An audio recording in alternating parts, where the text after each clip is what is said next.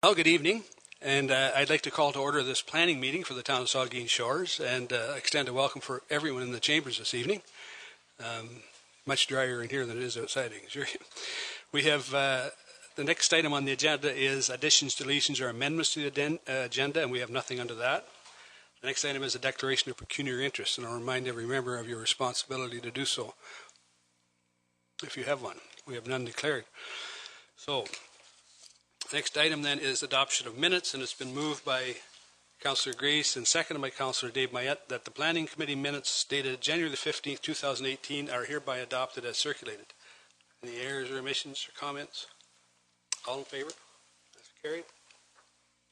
So this evening we have one public meeting, and this meeting is ready just to get comments and input from the public. There will be no recommendations or decisions made this evening on this particular application. We only have the one.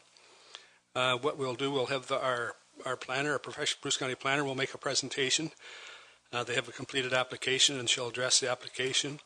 We'll give the applicant's planner an opportunity to address the committee, and the committee can ask any questions for clarifications, and then we'll have anybody from the public that wants to speak to this. You're welcome to come and speak to it, and we ask that I'm sure you've been reminded, but please sign I think it's at the back of the room there, the entry, the registry, so that if you need any notice or would like to know about this. So we'll start then. We have one public meeting, and it's Zoning Bylaw Amendment 82-17.48. It's for the Launch Property Group Incorporated for 448 Alice Street, and I'll ask Tessa to present the report. Thank you, Mr. Mayor. So I'll try to keep it brief this evening because I'm sure there's a lot of folks in the room. I want to give everyone time to speak. So as mentioned, it's 448 Alice Street, the proposal, so you can see the location up on the map here. And this development proposal is to facilitate the development of 6 street townhouse dwellings. And so this increased density requires rezoning of the lot from residential first density, as it is currently, to residential third density. And the relief is required within the R3 zone in order to allow the townhomes to be severed along the common wall. So for them all to be on their own lots of record. They require relief in terms of the reduced lot area per unit from 300 square meters to 280 square meters, and for increased lot coverage from 35%. 35% is the allowed, up to 54.5. If the proposal was not to have the townhouses be severed, they would not require the reduced lot area per unit relief. There's also a proposal to amend the environmental protection zone in order to reflect the current Hurricane Hazel flood event standard. So just to give the site details, we've got the unit is right here. The property at the corners of Edward and Alice Street is a residential use, and the surrounding uses are residential. It is fully serviced by municipal services, and the proposal will take access from Edward Street, which is a year-round municipal road. This is the proposed site plan on the site. So we've got Alice Street here, Edward here, and the 6 units all proposed to be severed along the common wall. This hashed area shows the current EP on the property, but this line here shows where it's proposed to be altered. So just push back, so this area would no longer be in the EP. It would just be this corner of the lot here to reflect the flood event standard, and I'll get into that a little bit more in a moment.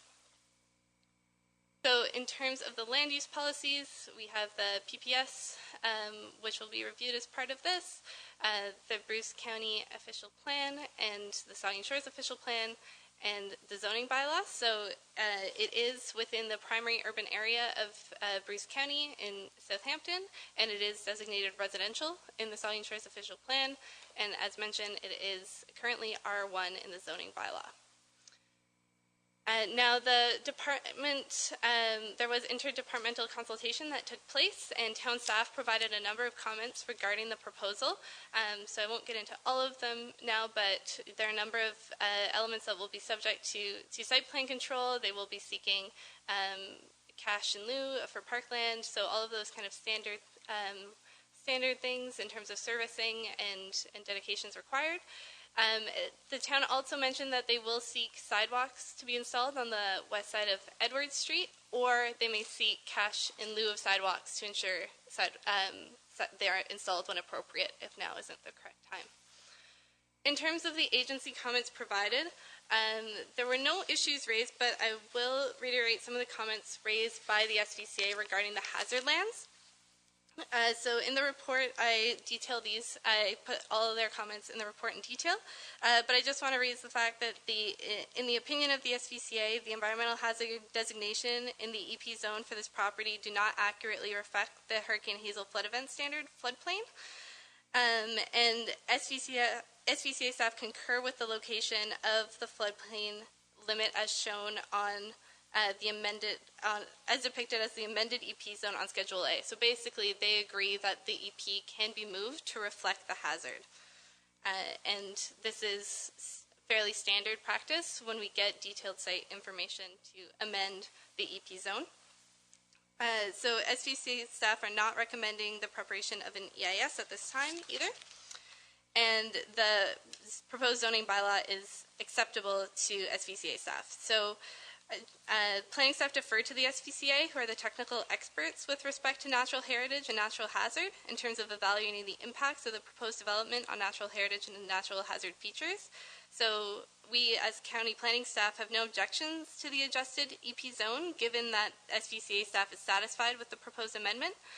It's understood that natural hazard issues associated with the adjacent floodplain will be further addressed and resolved through the SVCA's own regulatory review process prior to the issuance of a development permit from the SVCA. So it is within their regulated area, so any issues can be dealt with through their process as well.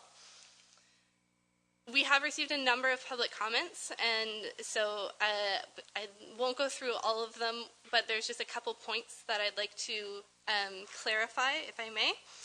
So just in terms of there were comments raised in terms of concerns about the EP zone and those modifications raised by neighbors. So I just want to make it very clear that the environmental mapping for the town official plan and zoning bylaw is imperfect, and especially when it's examined on the scale of a single lot. And the hazard policies within the town official plan are designed to direct development away from hazardous areas, generally due to flooding, based on the Hurricane Hazel flood event standard or erosion. And the OP directs that hazard boundaries are flexible to a degree and may be subject to revision through consultation with the town and the SVCA. And so the updated topographical survey that was provided as part of this application indicated that the environmental hazard designation in the EP zones did not accurately reflect the hazard, and as such may be adjusted. So the SVCA reviewed these changes and concurred with that the boundary may be moved. Some residents indicated that a line for an increased developable area on the lot due to the reduction of the EP zone was unfair, but the town's official plan and zoning bylaw provide provisions for the most up-to-date and detailed information available to be used when assessing the merits of a development proposal, and we don't want to place any undue restrictions on property owners where it has been shown that no hazard exists. In terms of other concerns that were raised, I just want to speak briefly to density and massing. Many of the concerns raised by members of the public focus on the size of the lot relative to the proposed development footprint of the 6 townhouse dwellings, including concerns that the lot would be too crowded. Now, while the proposal is of a larger footprint than many of the surrounding dwellings, it should be noted that a single detached dwelling of the same footprint or even slightly larger would be permitted as of right in the current residential R1 zone. Residential R1 zone coverage is 40%.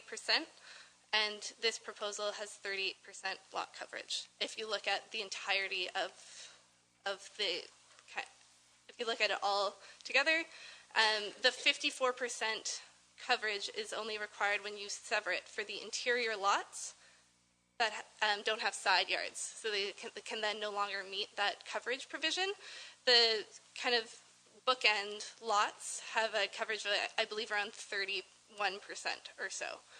So they would be under the necessary, they would meet the bylaw.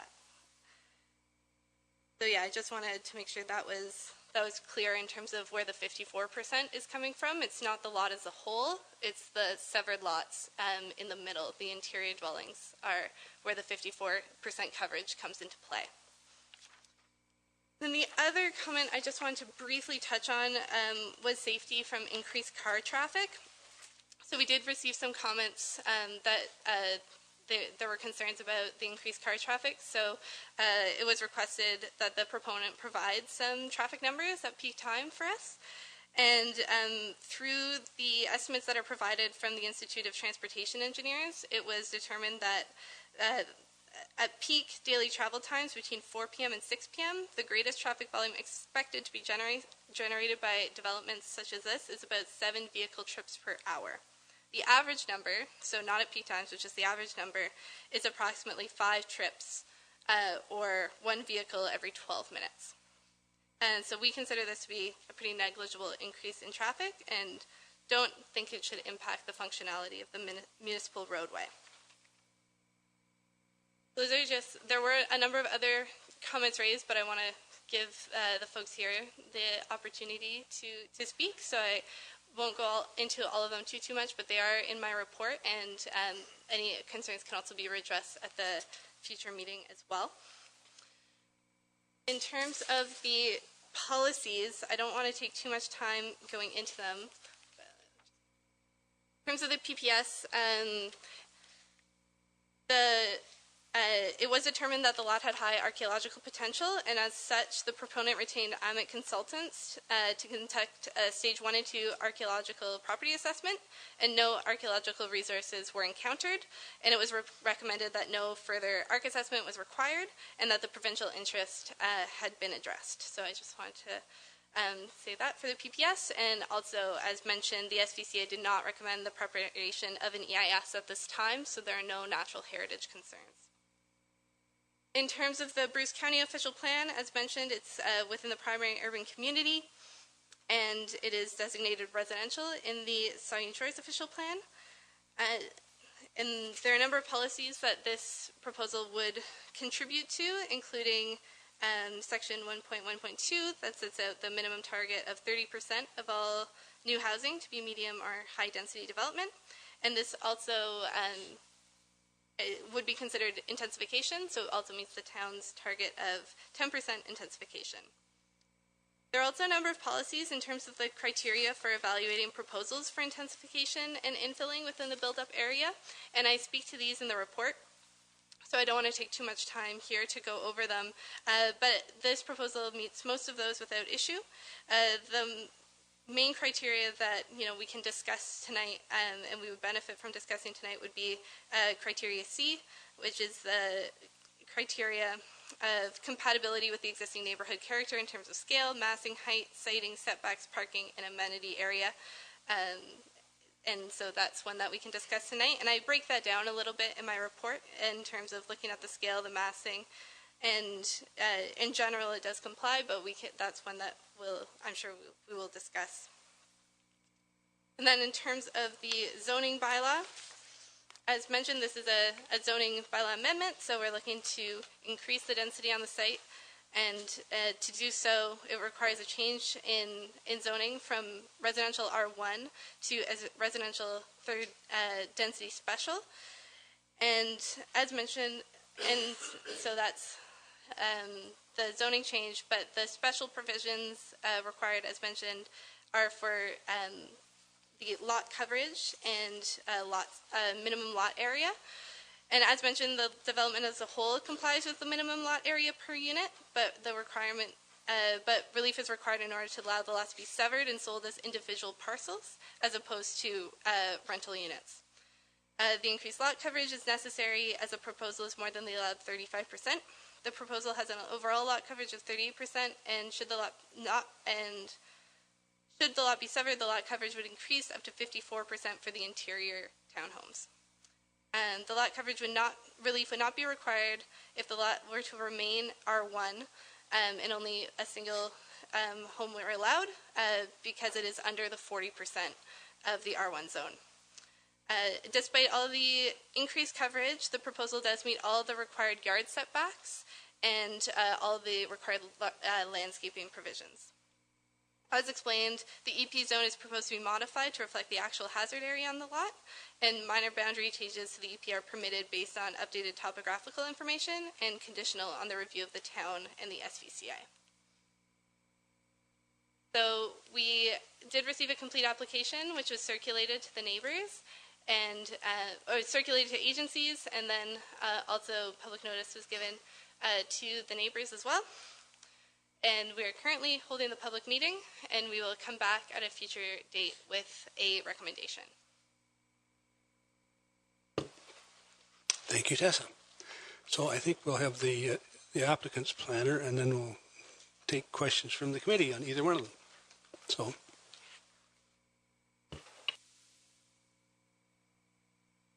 Good evening. My name is Ron Davidson. I am a planning consultant.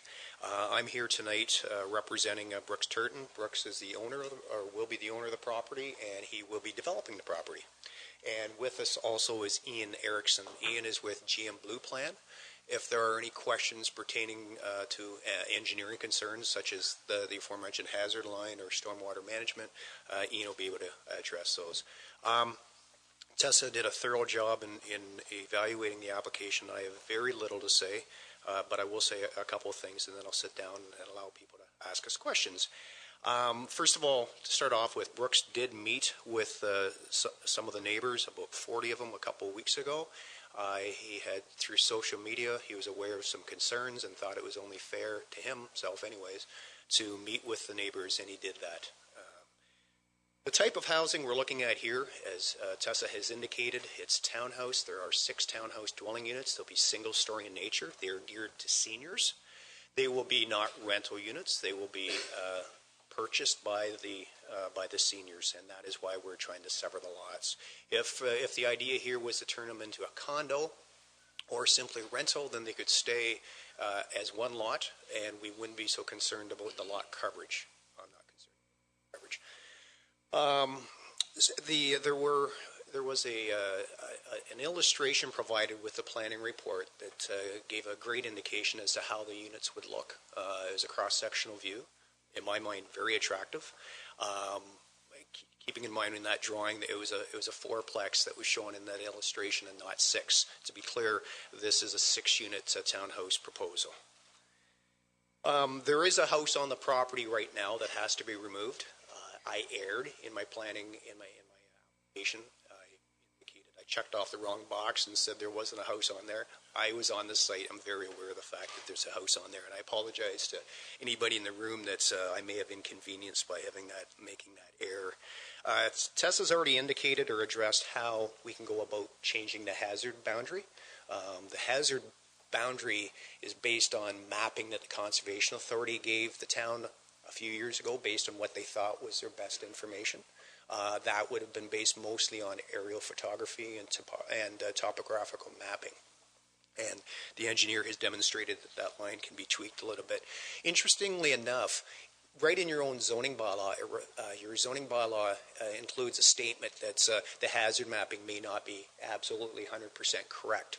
So even without amending the zoning bylaw, there is some wiggle room there as to where that line can go. But since we're going through the rezoning process anyways, it only makes sense to identify the exact hazard line boundaries. Just addressing a couple of the concerns that were raised through the letters that I read. There's some suggestions here that a townhouse development on this site would not be compatible with the neighborhood. My professional opinion, I disagree. Compatible does not mean the same. That's written in most official plans now. It means that compatible means introducing a land use that can coexist with existing neighborhood without causing undue hardship. On that note, I fail to see how 6 townhouse dwelling units would have a problem fitting into this neighborhood.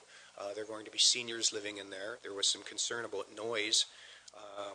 I don't want to insult anybody by saying seniors go to bed at 4 o'clock in the afternoon, so I won't make that comment. But it's not going to be I'm not sure how townhouses have this negative connotation of being party central, but that's not the case. And hopefully people would rethink that comment.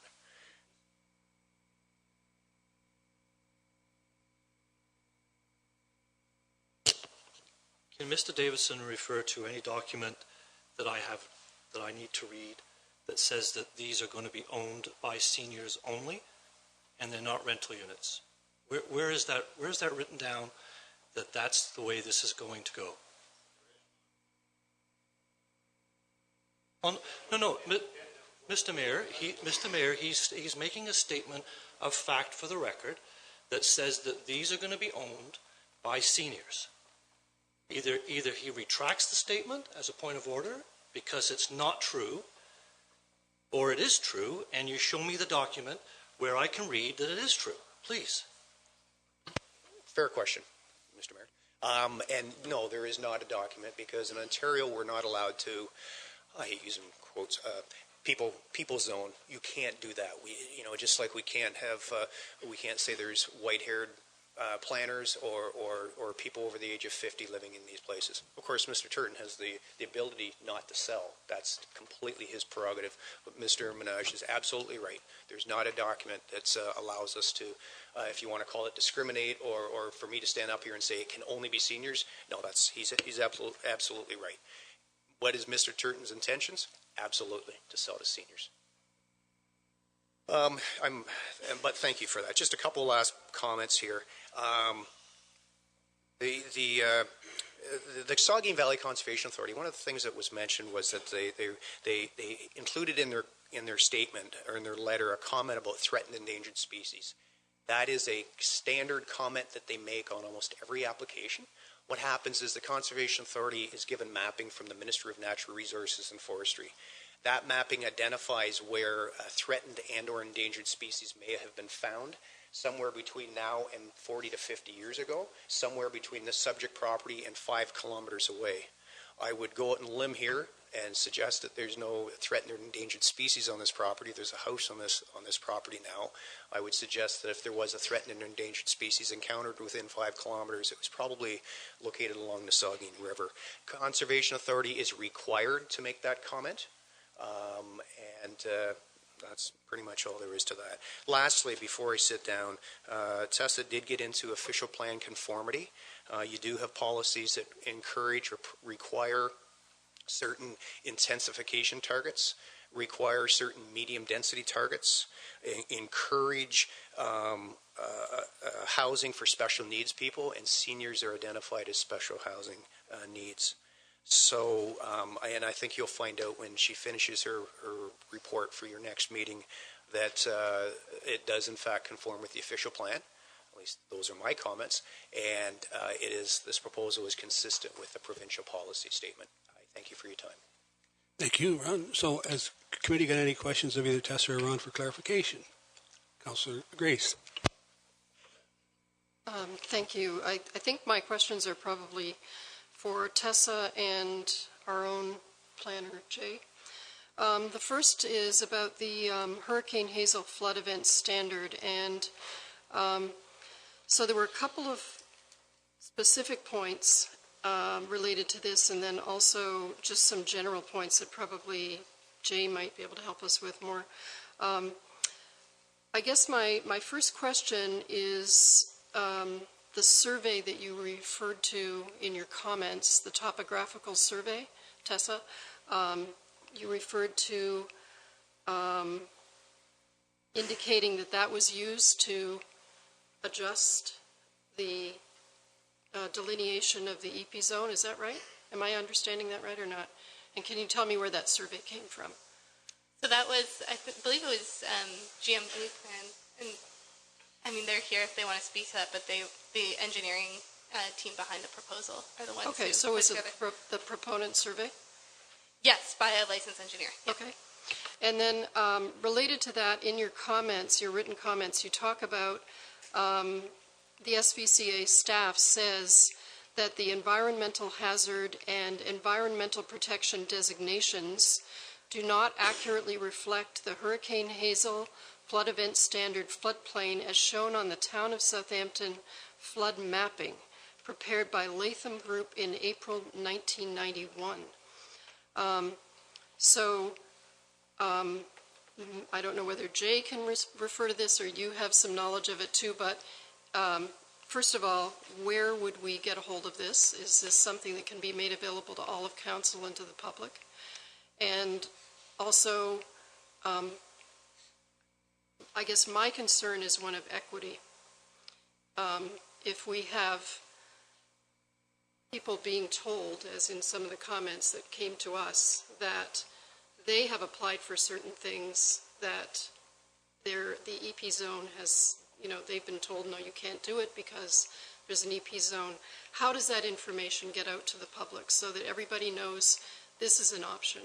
I know there are multiple questions there. Yeah, so I believe, that's the direct quote from the SVCA's letter. And so I believe what they're referring to is the mapping that would have established this EP zone in the first place. So that mapping is available as our environmental hazard mapping, basically. That's what we see in our zoning bylaw? That's my understanding, is that would have been what would have contributed to creating where the original EP boundaries were. They would have looked at the hazard, or looked at the flooding, and then that would have been that, as well as erosion and other natural hazards, would have all come together to make what the EP zone is today. So Okay. that's my understanding of where that comes from. But can I just say that the SVCA staff comment says that the EP designations do not accurately reflect the floodplain Yes. as shown on the town of Southampton map. Yes, so this doesn't, where the EP zone is now does not reflect where the floodplain is. Okay, so So what, that's why it can be changed, because it doesn't reflect, the floodplain is actually further back here. It doesn't go into this area. So the EP zone does not reflect where the actual hazard is. okay, and so my question once again is, how can we get that information, both as council members and as members of the public who are probably interested in that as well? So it's on a site-by-site basis that we can adjust this mapping, right? So the applicant hired a professional engineer to look at the topography, to get a updated survey done, and realize that the hazard wasn't accurate. So anybody can hire an engineer to get them to do a survey and look at this and get the expertise, and if the EP zone doesn't reflect the actual hazard, then we can do boundary adjustments. But it is on a case-by-case basis that we can do so, right? Because the EP mapping is kind of our best understanding of it, but we can't refine it without that site-specific information. Okay, I might be able to help you just a little bit. Yeah. There's two separate things. That mapping was done before the regulation that the Conservation Authority uses to decide where the actual line of the EP zone is, or they call it the regulated area. So that's where they have the regulated area. And the regulation is text-based, saying first of all, it's based on those big floods. They're very specific about the amount of rains. And then it says you go to the toe of the bank and 15 feet back. That's the type of thing that it does. And so we have never done all of that for the whole watershed. We've done it in certain areas. It's very expensive, but the Conservation Authority is the one that decides where that line is now. So I think we've talked about doing it in areas in the community where you are. What they do, like this one, I think they're using the old mapping, that Lantham mapping, so for a guide. What they do it in the area, out in the township, they have a 50-meter buffer on that, so you'll see that there's big, wide, that just says it's somewhere in that 50 meters. The only way we can determine that is we need to do a physical site visit and apply that text base. So I hope that helps. it does help a lot. Thank you. But if I can just add one more point on this, what I'd like to see, ideally, and this is, I think, a joint responsibility between the town and the county, is to make that information easily understandable to the public. Maybe just add that to our process.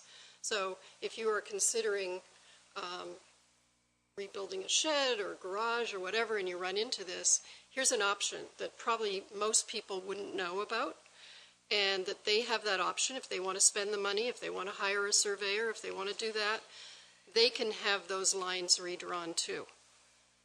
Do you see what I'm saying? Yeah, if they're not accurate. I mean, if they're accurate, then they are where they are. Yeah, but yeah, if they're not accurate, then they can totally be adjusted, and that doesn't need to go through a zoning necessarily. We can do minor boundary adjustments just based on updated information. So yeah, we can try to communicate that better for sure. Okay. Mr. Mayor, I have some other questions, but I know I've taken up a lot of time. Okay. So my other question is related to the issue of the intensification target that's in the official plan. And I guess this 10% target, what I'm asking, first of all, is when we say settlement area, does that mean Southampton and Port Elgin separately as separate settlement areas? It's the total town, 10%. Okay. It's the built-up area of our plan settlement areas. So our settlement area doesn't include all of Saugeen Shores. It's Port Elgin, Southampton, and some of Saugeen Township. Okay, so is that 10% a moving target? Do we have a specific time that we're measuring that 10% from? We have the target as I am applying it, and you'll be informed of in short order about how successful we've been at meeting our intensification target is based on our anticipated growth that was identified in our plan. Okay. We'd identified approximately 5,000 people to come to Saugeen Shores from 2014 to 2034, I guess. And so 10% of that is 500 people, and then you can, once you know that you need to try to accommodate 500 people within the settlement area, in the built area rather, then you can start looking at our average people per household. So in a townhouse, like 1.8 people per household, and you can sort of add up. But it's a net number, so that every time you tear down a house, you go down, and every time you build so it's constantly being readjusted. It's readjusted. And so what I can, without scooping my own report that you'll get shortly, we're about 35% of the way to 10%. So 3.5% of our growth since 2014 has been in the built-up area. Okay, that was going to be my next question. It's a round number, so I can't say if I'm higher or lower, but that's what I have calculated. Okay, thank you. Those are my questions, Mr. Mayor. Vice Deputy Mayor Huber, then. I don't know exactly how you want to proceed, but I did want to just ask the planner for some confirmation of statements that she made. Is that okay? In some of the comments that you made, you mentioned this compatibility with our official plan, and it was A, B, C, D, E, F, and you mentioned how A, B, D, and E are without issue and whatever. I'm just curious to know, the official plan, there's actually some definite comments there about compatibility. So I just want to make sure I understand what you're saying, and I'm just going to read item C, which, basically is a big one. It says compatibility with the existing neighborhood character in terms of scale, massing, height, siting, setbacks, parking, and amenity areas, so that a transition between existing and proposed buildings is provided. Now, you've not said that one's met, but that's a pretty big one. So it's an interesting thing that probably the largest chunk there is kind of hanging out there. I did want to ask you though, item E, which you say that the proposal meets without issue, it says community services and other neighborhood conveniences are accessible. In your opinion as a planner, how would you define accessible in that sentence? Because our official plan is subject to interpretation. I'm just curious how you would define that. And just as a lead-in, quite frankly, there aren't very many neighborhood-type conveniences within a reasonable distance of this particular property. So what do you think the word accessible means in that particular item of the official plan? Well, in terms of this part of the review, it's still subject to that, but I think generally within the built-up areas of Saugeen Shores, and so in terms of built-up parts of Port Elgin and Southampton, which this is part of, those generally I think could be deemed accessible. I mean, you're not necessarily the same distance, but I would say anywhere within the built-up area was kind of my thinking when I was looking at this in terms of community services, other neighborhood conveniences. Within a 5-minute drive, you can get to basically anything you need, because you are right in town. So that was kind of my thinking behind that. Okay, I had just two more. There is another item in the official plan that I hope, as you go forward and we get a different report at a future meeting. There's another part of the official plan that talks about lot creation. And I realize that this is being presented as a R1 to R3 for townhouses, but basically it's taking one lot and the intent is to create 6 separate lots. So it's creating lots. So there's another part of the official plan that I hope you'll kind of work into this part, that it basically says that the preferred means of lot creation is by a plan of subdivision, which doesn't necessarily apply in this kind of a situation. But then it goes on to say that the division of land, the intent of our official plan is that it be compatible with lot areas, frontages, and density patterns of the surrounding area. I think that fits in with this list for you to kind of consider as how it matches what it says in our official plan. I had one question for Jay, though, just before we hear from the people. How are Alice and Edward Street categorized in our official plan? And I meant to look it up. I'm sorry I didn't. Are they deemed to be collectors arterial, or how are they defined?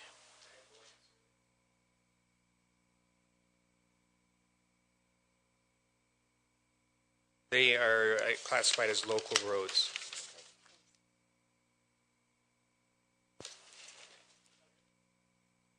They're classified as local roads.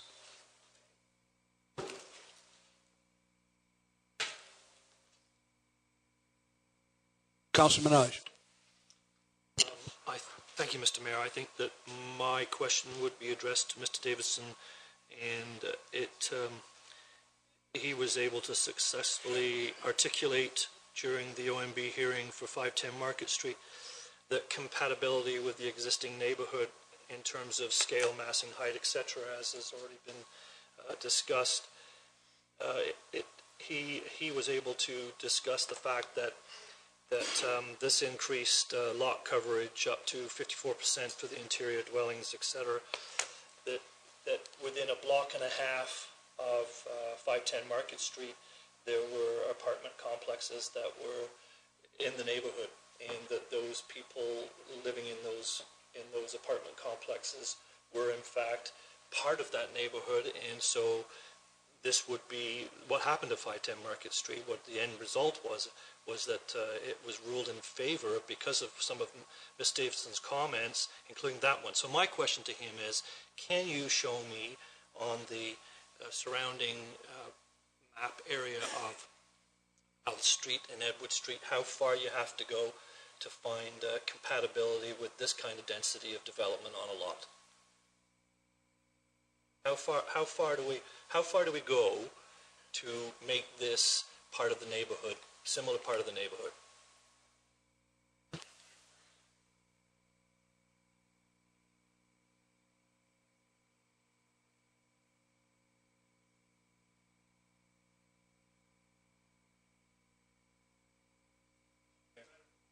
Mr. Mayor, just to counter back to Mr. Davidson, but you were successful during the OMB hearing, that you successfully argued that the 2 semi-detached homes, due to their massing, density, etc., and the split lot, was that the neighborhood included apartment dwelling complexes within a block and a half to 2 blocks. And the OMB supported your argument. All I'm asking you to do is tell me how far is the 1, 2 block, 3 block, 4 block neighborhood that you are agreeing is compatible with this development.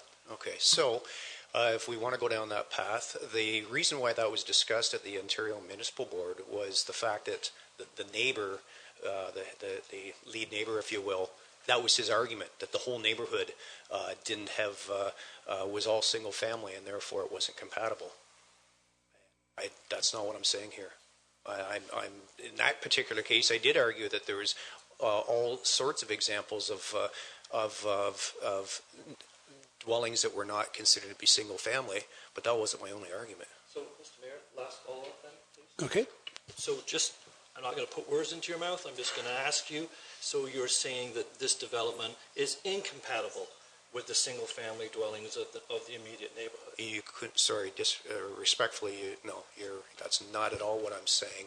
I am saying that a townhouse development, a single-family dwelling, a semi-detached dwelling, a duplex, they all now belong in the same neighborhood. And you've got the county official plan stating that, you've got your own local official plan stating that, you've got the provincial policy statement. I'm well aware of the fact that not everybody loves townhouses. For some reason, there's a negative connotation that goes along with that. All I can say is I lived in a townhouse for a period of time, and I turned out just fine. Thank you.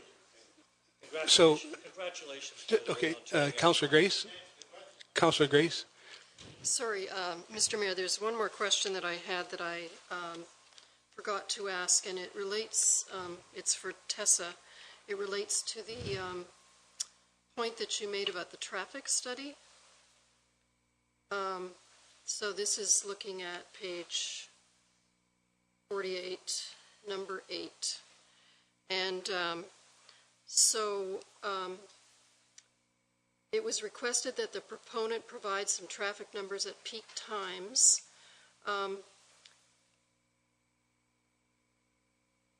This was done by, this study was done by the proponent or somebody hired by the proponent?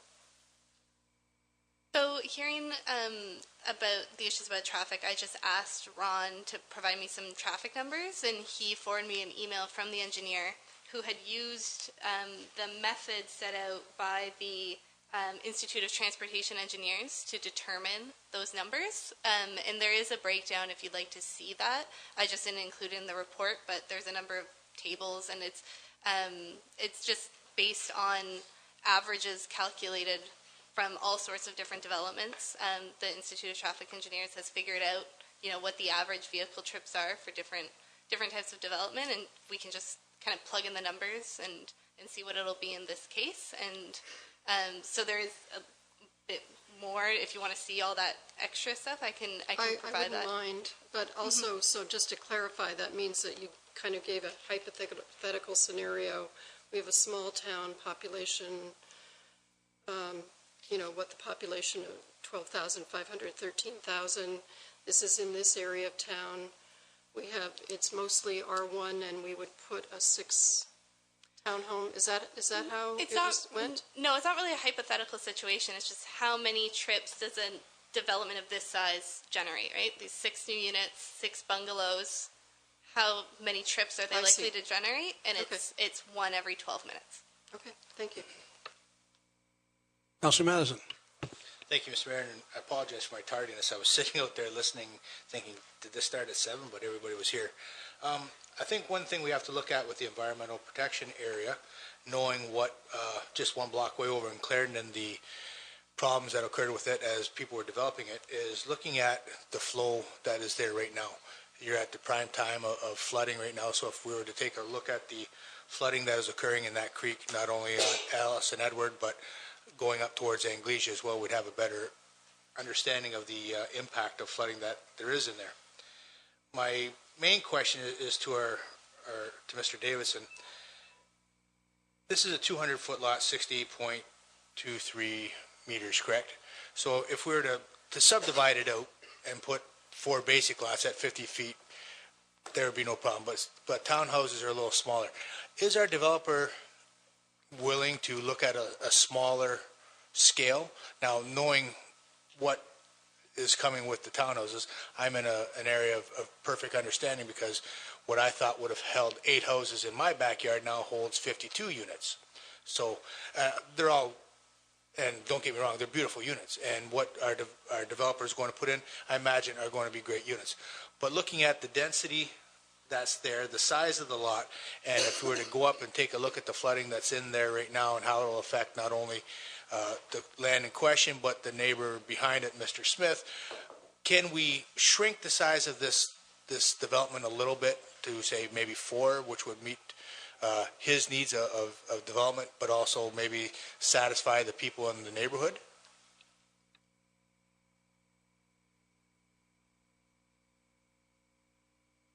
Okay, do you want to speak to that, Ron?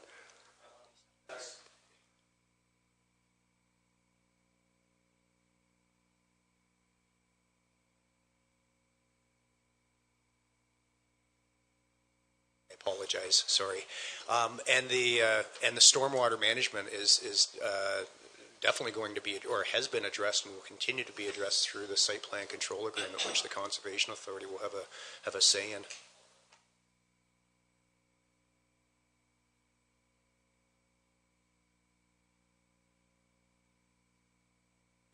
Sorry, any further questions from the committee? If not, then this is the time for anyone from the public that if you have an opportunity for questions or comments, please, if you just come up to the mic, you push the little blue button and state your name so everybody knows who you are, and welcome. Start. Ferp.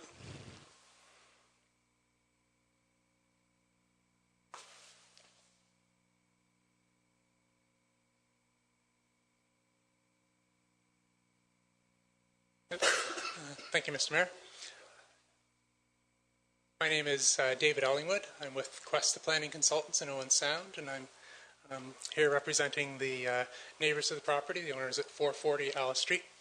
So I'll make a few points here orally tonight, and I also have a short letter that I'll pass in with some of these comments recorded on there. I can maybe start, one of the things I wanted to look at was the compatibility of this proposed development with the surrounding area. So there was a question about to the proponent's planner as to what is the surrounding area, what's the character of it. So I did take a look at the GIS mapping for this area, and I'll bring up a few observations that I have from that. So as we've noted, this property is located in a residential neighborhood, and you'd probably consider these to be medium to large size lots. They range in depth from about 30 meters or 100 feet up to 60 meters or 200 feet, which is the case with the subject property and some of the neighboring ones. The smallest width that I could find in the surrounding area was 13.5 meters or 45 feet. And by surrounding area, normally I might look a block or so east, west, north, south from there, or even a couple blocks. In this case, I've looked from Fairy Lake in the west over to Anglesea Street, which would be the edge of the urban area, and also from High Street northward to the Saugeen River. So a fairly extensive area, probably a dozen or more city blocks within that area there. So that's the numbers I found for the depth. In terms of the width, generally they're 15 meters or 50 feet wide, up to 30 meters or 100 feet, which is, again, what the subject property and the neighboring property is. The smallest depth that I found was 29 meters or 95 feet. And the low value here for depth doesn't coincide with the same lot as the lowest value for the width. So they're on different lots from what I found. So that gives us lot sizes that range from a minimum of about 450 square meters to more than 2,000 square meters, such as the subject property and the one beside it. In looking at the lot fabric, and from my experience walking around and driving through Southampton, in this part of town I find there are no semi-detached dwellings in the neighborhood, or the surrounding area if you want to call it that. There are also no townhouses developments in this area. And I think from also my times wandering around in Southampton, the main townhouse ones that come to mind would be in back of 21 near the Max or Circle K and the Rona store. In that area, that's the townhouses that I generally think of. So, and quite a distance from the subject property. So I also looked at the lot density. So in the block in question where the subject property is located, If we look in that urban block, we get around 11 units for a 1 hectare urban block. Other neighboring blocks are similar. Some closer up to the river have fewer units, so anywhere from 7 to 12 units per hectare is the common density in this neighborhood. I also took a quick scan around other parts of Southampton, and I don't know if I really found anywhere that had a bunch of lots under 50 feet in width or less than 100 feet in depth. So the proposed lots that we have here with this development, with the widths being 8.67 meters, or around about 30 feet or so. Given that width, it's significantly less than anything else in the surrounding neighborhood or even in all of Southampton. So it is definitely not a normal lot width. The lot depth would be typical. We'll grant that. The lot density for this proposal, there's 6 units. The property is 32.4 meters by 64.6 meters according to the site plan. And that gives us a lot density of 28.75 units per hectare. And that's gross hectare. Sometimes if you look at net hectare, you may subtract out the swale and the environmental hazard area from that, which would increase the density figure. And as we say before, this type of housing unit does not currently exist in the neighborhood. The lot sizes for these, the interior lots in the proposal, are 280 square meters, which is about 40% less than the minimum lot area in the surrounding area. Looking back at density, in the official plan, and we do look at lot density. There is a provision in there for looking at having medium density. The numbers there go up to 40 units per hectare. So this would fall within that definition. But in looking at what exists, there's very few, if any, developments in Southampton that come anywhere close to that figure. I think there is one noted in there as, I believe, an exception. So we have a development that is more than double or almost triple what the existing lot density is within the surrounding area. I go through these list of numbers and figures. They're all written down here in my brief planning report opinion letter. But I think the upshot of that is there is reference made to a couple provisions specifically within the official plan regarding subdivisions and severances and when severances can be used. So I think in this instance, if I look to the Bruce County Official Plan, section 6532, there's a few points in there. Point number 2 says, the proposed lots are in keeping with the lot area, frontage, and density pattern of the surrounding area. And we heard that quoted earlier. So as you can see from my remarks, these proposed lots are not in keeping with the lot area or the density pattern of the surrounding area. And this particular clause in the official plan is stating when can you use severances. So in this instance, severances is not an appropriate mechanism. And this development should receive a plan of subdivision. So coming to the zoning here is premature because the development as proposed is not compliant with this provision of the Bruce County Official Plan. There's something similar in the Saugeen Shores Official Plan. And,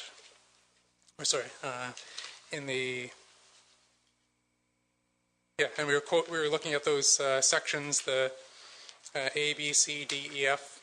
So that section C that was quoted earlier compatibility with existing neighborhood character in terms of scale, massing, height, siting, setbacks, parking, and amenity area, and a transition between existing and proposed buildings.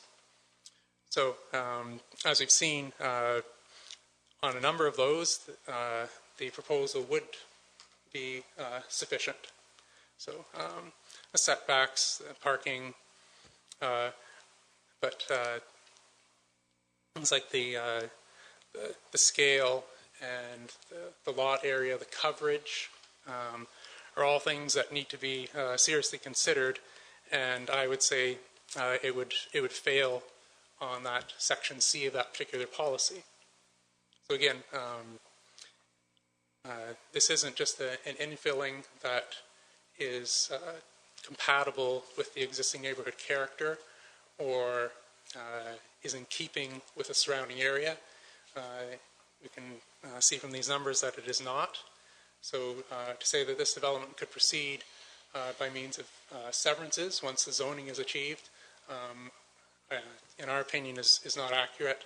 And this whole proposal should be examined as a plan of subdivision with the appropriate policies and review going through that process. The last couple points here, just a few little technical things. So in the stormwater plan, they talk about infiltration galleries being located in the front yard. So basically the only open space in the front yard is going to be constructed as an infiltration gallery. And this is an integral part of the stormwater management system, and it helps make the numbers for pre-development and post-development flows match up and comply with policies.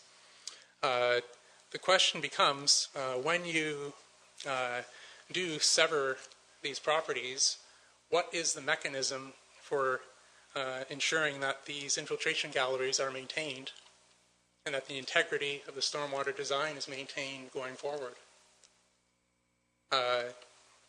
What prevents a person from thinking, I just don't like having all that stuff under my lawn messing up my garden and my trees. I'm going to dig it out. Now you have an individual property owner with what might be termed a common element that's integral to the neighbor's drainage, and what is the mechanism for preventing them from removing that. So I think at the very least we need to consider how those will be maintained in the future. Does there need to be an easement in favor of the municipality? Is the municipality going to be responsible for maintaining the infiltration galleries and the swale at the north end of the property? Is there going to be an easement between the neighbors so they can each get on the other's property to repair this? Or does this need to go to a plan of condominium so that you have this condominium element in common and a mechanism then for people to address the stormwater concerns? Also in the stormwater, looking at the backyard, of course, it's of interest for the drainage not to go off-site and onto the neighboring property over at 440. Alice Street would be a particular concern. I know from the elevations that the stormwater has been designed to have a slightly higher elevation at the property line that dips down onto the subject property and creates a little swale that is graded towards the north and grades from the houses down to that same swale. The question is, on the back side of that, the west side of that, how steep is that? It seems to be around a 2-to-1 gradient at some points from the top of that little bank to the existing property line. So just wondering if that's maybe a little too steep and it might be subject to erosion along through there, whether that's going to have an impact on the trees in the area, because tree retention would be important not to impact unfavorably on the trees of the neighboring properties. I think we need to look at some of the provisions that are being requested here.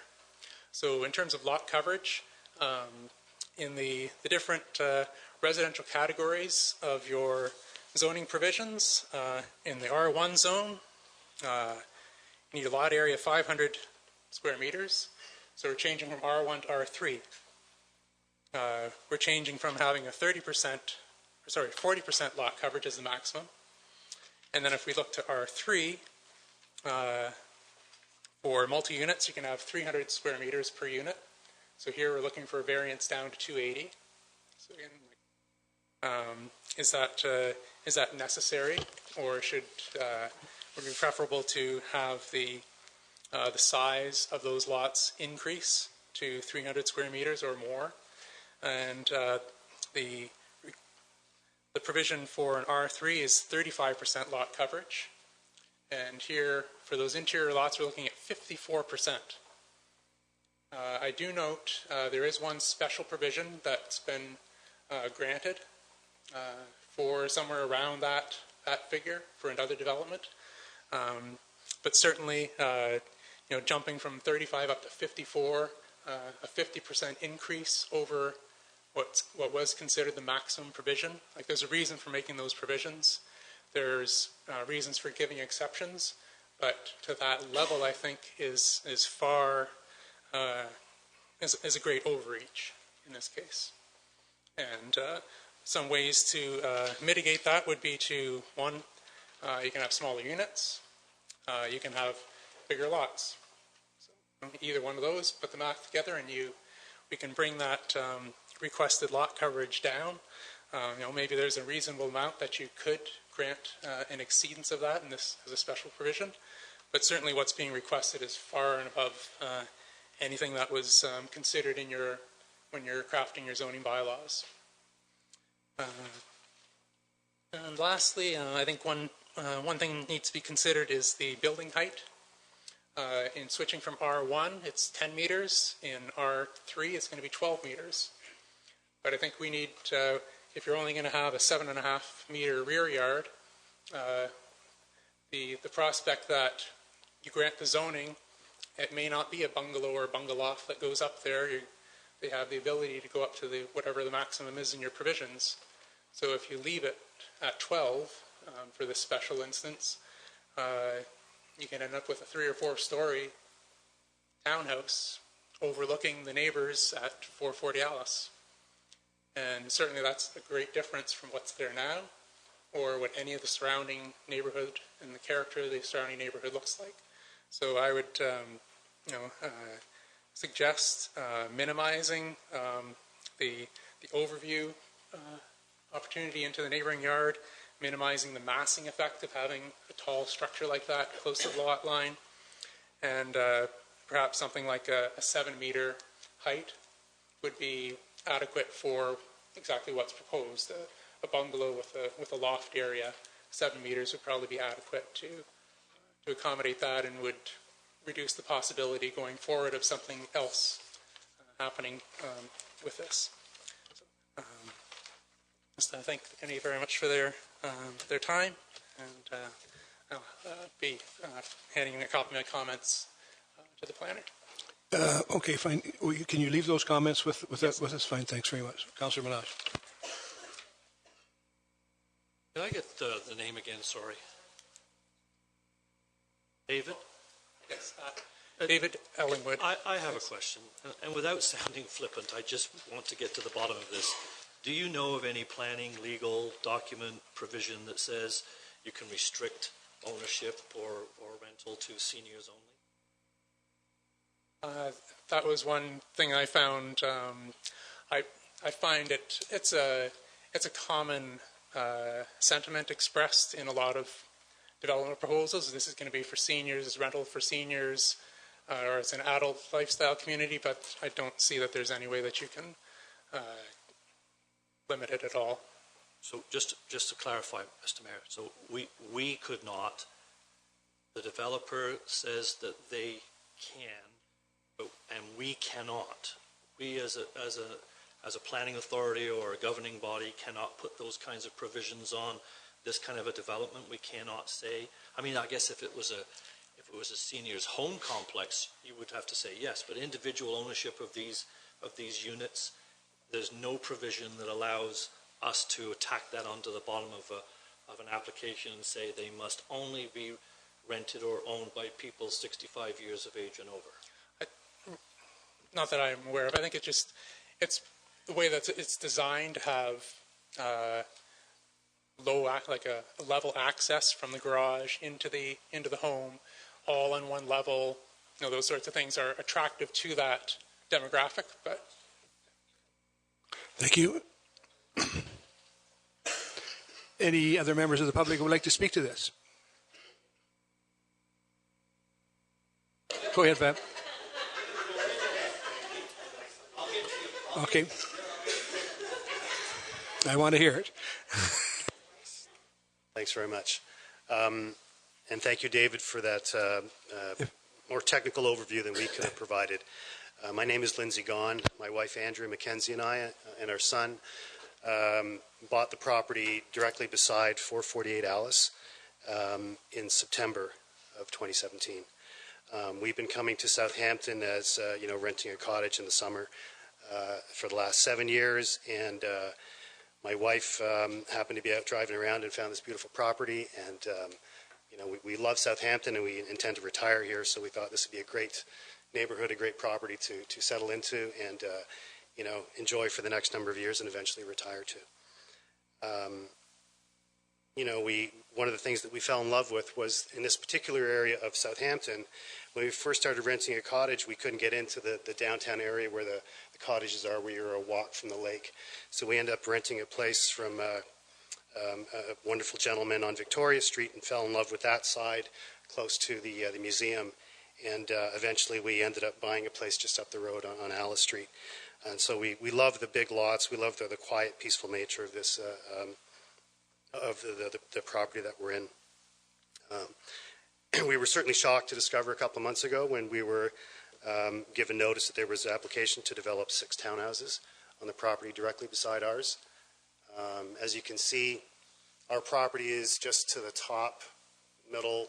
That's our little property there. Then our garage is beside it, and then just below that, sort of covered by the proposed townhouses, is the existing structure on 448. So we've got, a decent view, a decent building line right through to Edward Street. And as you can see by the proposed development, there would be 2 townhouses in our front yard. So instead of looking out and being able to see a beautiful property, we'd see the backyards of 2 townhouses. And certainly there would be a risk for safety of our son playing in the front yard. People coming around the corner would not be able to see him as readily, with 2 townhouses that close to the street. I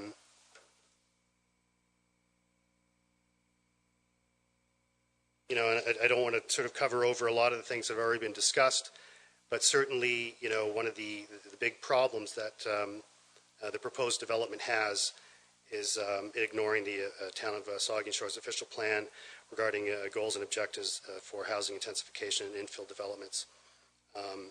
Section 3, settlement area policies. The following criteria shall be considered when evaluating proposals for housing intensification and infilling within the built-up area: compatibility with the existing neighborhood character in terms of scale, massing, height, siting, and setbacks. And obviously for us especially, but also for the neighbors, there's no transition. You've got a small house on a big lot, ours, and then you'll have 6 townhouses on a lot. So there's no transition there whatsoever. We're also concerned, as David pointed out, about potential flooding.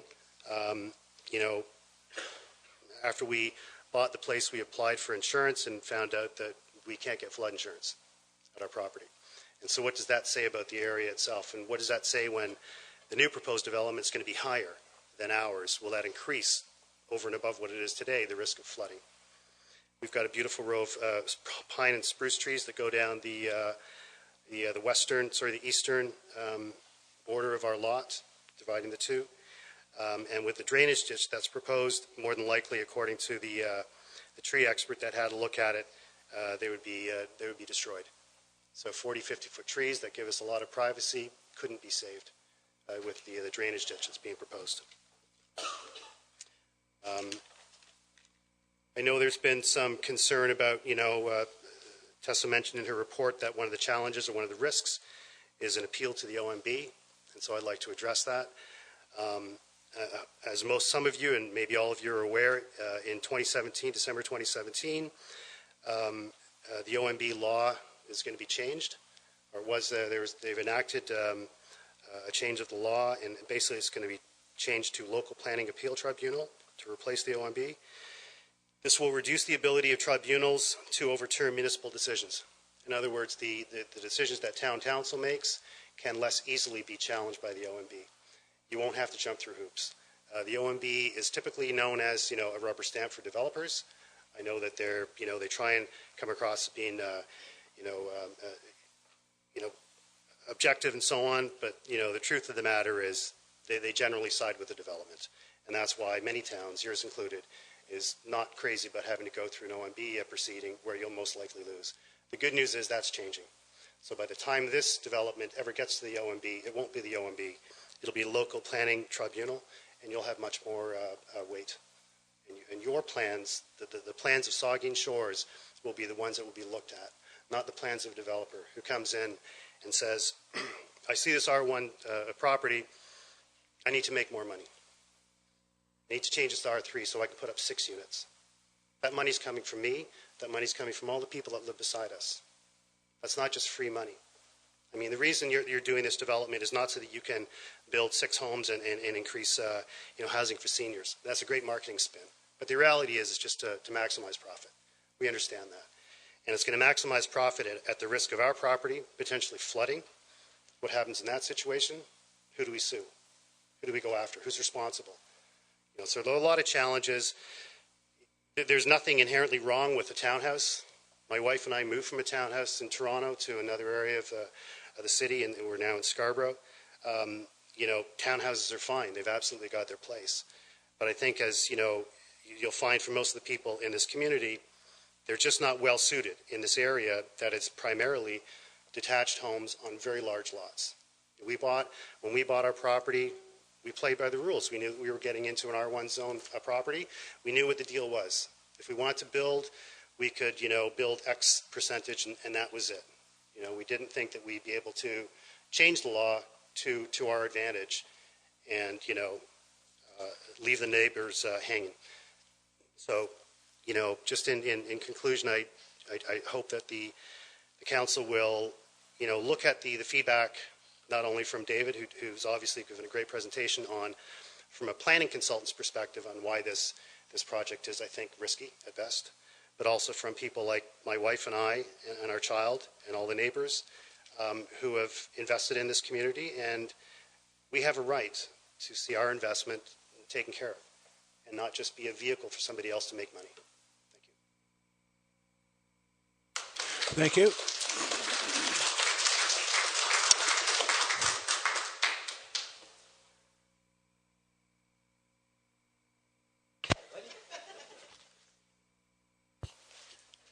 Good evening, Mr. Mayor, councillors. My name is Fabian Lippis. I live at 164 Edward Street in Southampton. I'd like to speak tonight about the application, but I'd like to speak about the application that was made with Bruce Planning. And upon the review of the application, I have found some incorrect and misleading information, statements. So, one was already discussed tonight because I guess I must talk too much with the planner and Jay, and he knew about telling about the house. It is going to be demolished. Right, Ron? You knew it. That's right. But anyway, if I draw your attention to the plan that went to, the application that went to the Bruce Planning and Development, question number 16 asks if there's any water within 100 meters. Well, there's a stream there, a floodplain. Now, I stood actually in the center of that stream, and I did it because I thought Luke would be here tonight. It was in the center. I measured from my belt buckle to the survey stake of the property line, 53 inches. Today, 22 inches before you hit water.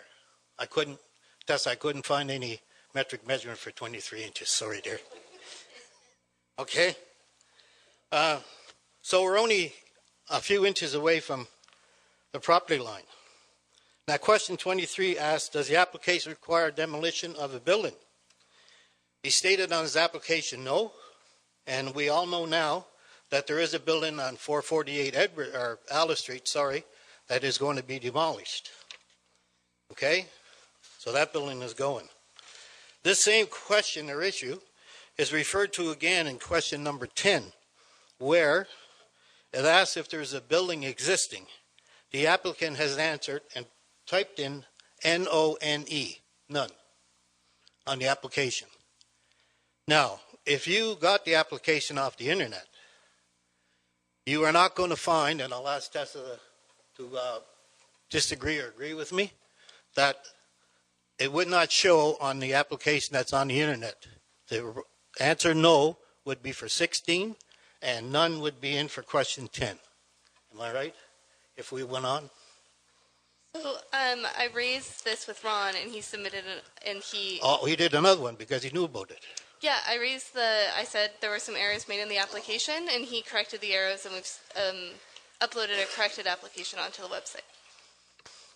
So, okay, go ahead, Mr. Mayor. Clarity, then the new application is available on the website?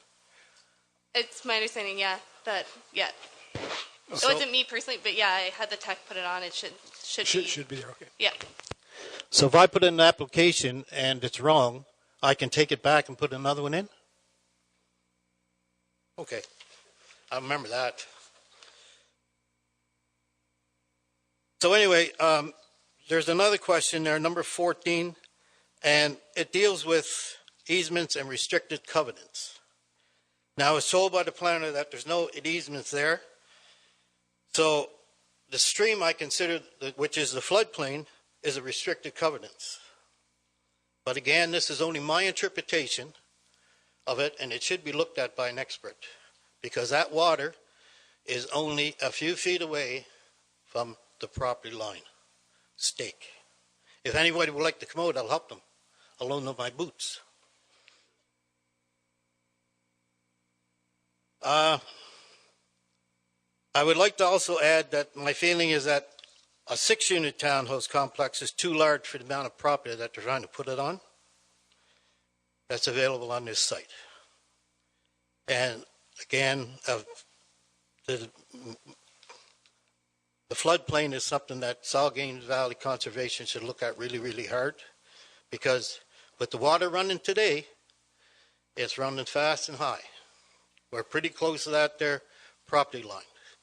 I'm sorry to hear, I was going to ask about the insurance that you probably will not get any, if you buy one of those houses, you probably will not get any insurance for floods in your house. I'd like to thank you for your time tonight. Thank you, Fed. And I hope that you take serious attention to this matter when it comes before you. Please. Thank you. Thank you. Just Councillor Minaj. There might be a question here just before you get away, Fed.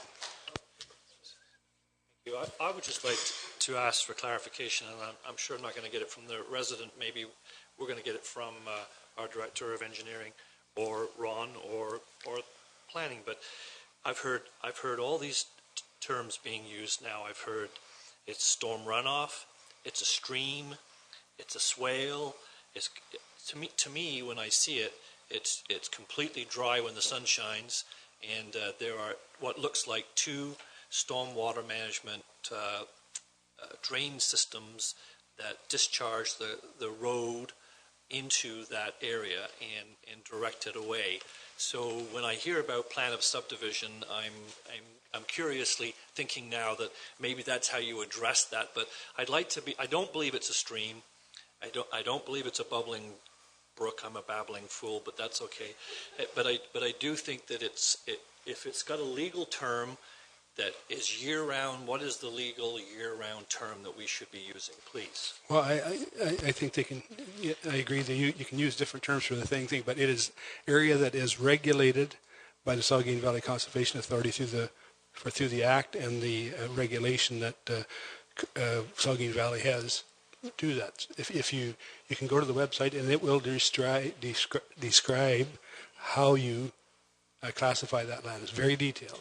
It's very detailed. There's a lot of engineering goes into it, and like I said earlier, they have not. So they look at that they will look at that area and know that there's a water hazard there of some sort, whether it's a babbling brook or a stream or whatever you want to call it. We know there's a hazard there.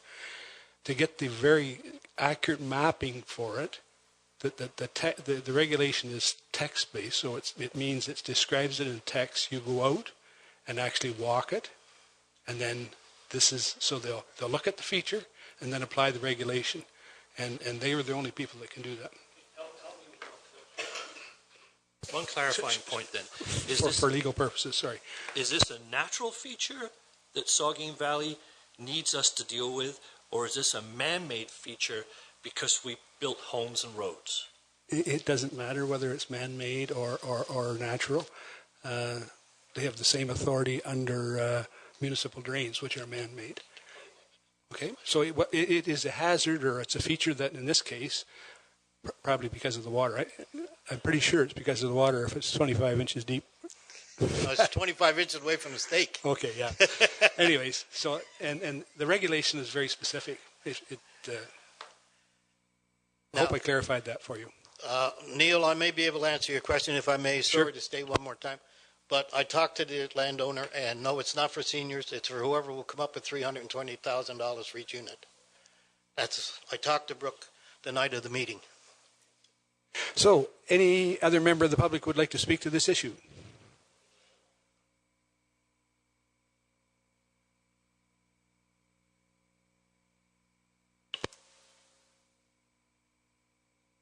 Just to let you know, Richard Barker, Mayor and council members, I'm not a good speaker, so put up with me.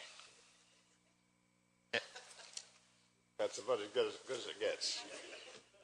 Anyway, I have, first of all, to talk to the contractor here.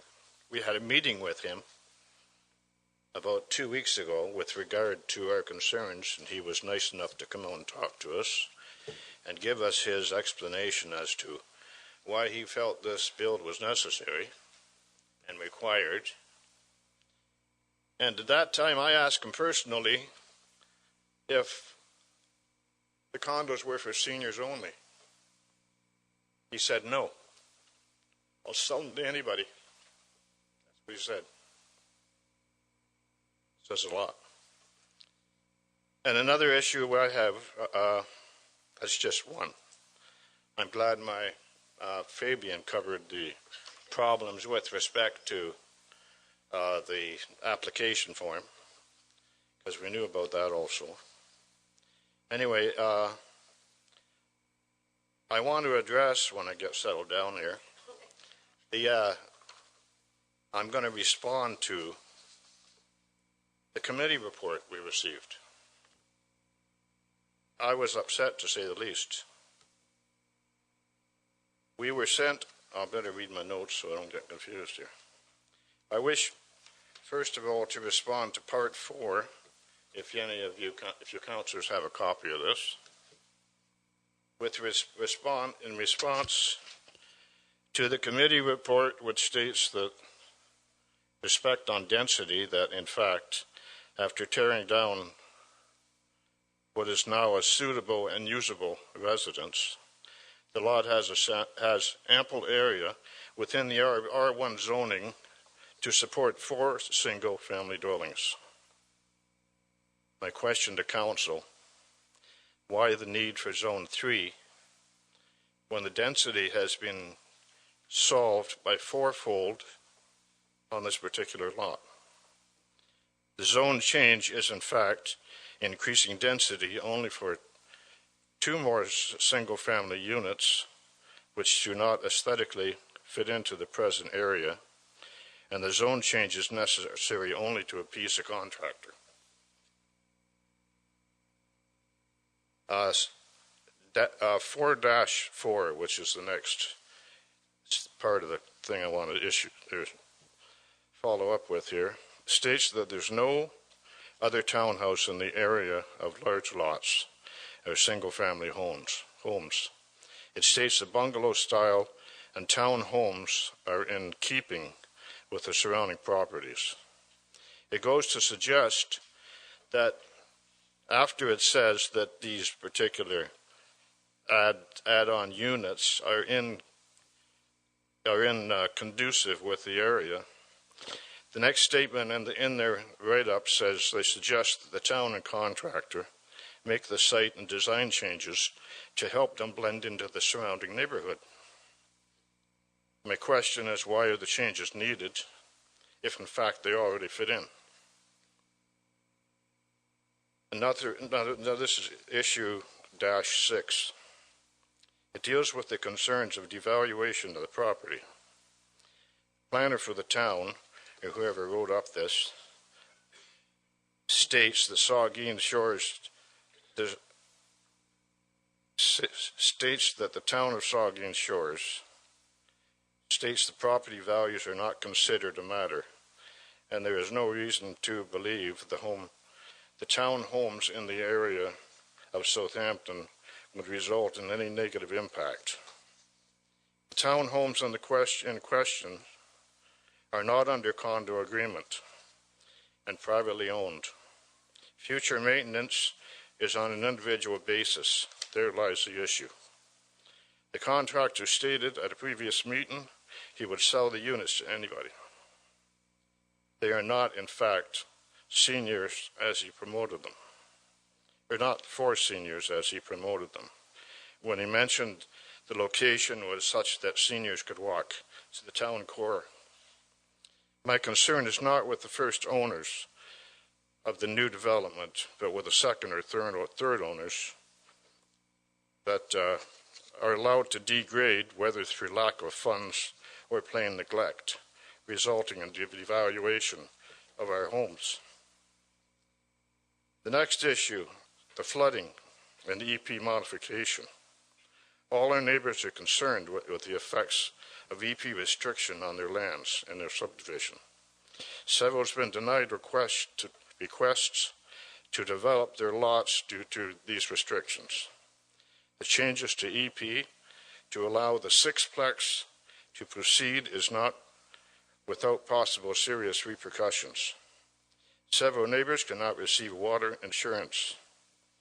My question to the councillors, is the contractor, the town of Saugeen Shores, or the Saugeen Valley Conservation Area liable for water damage as a result for the disregard of flood control?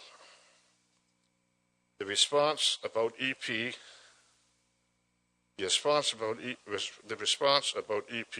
states the hazard restrictions can be revised through consultation with the town and the Saugeen Valley Conservation Area.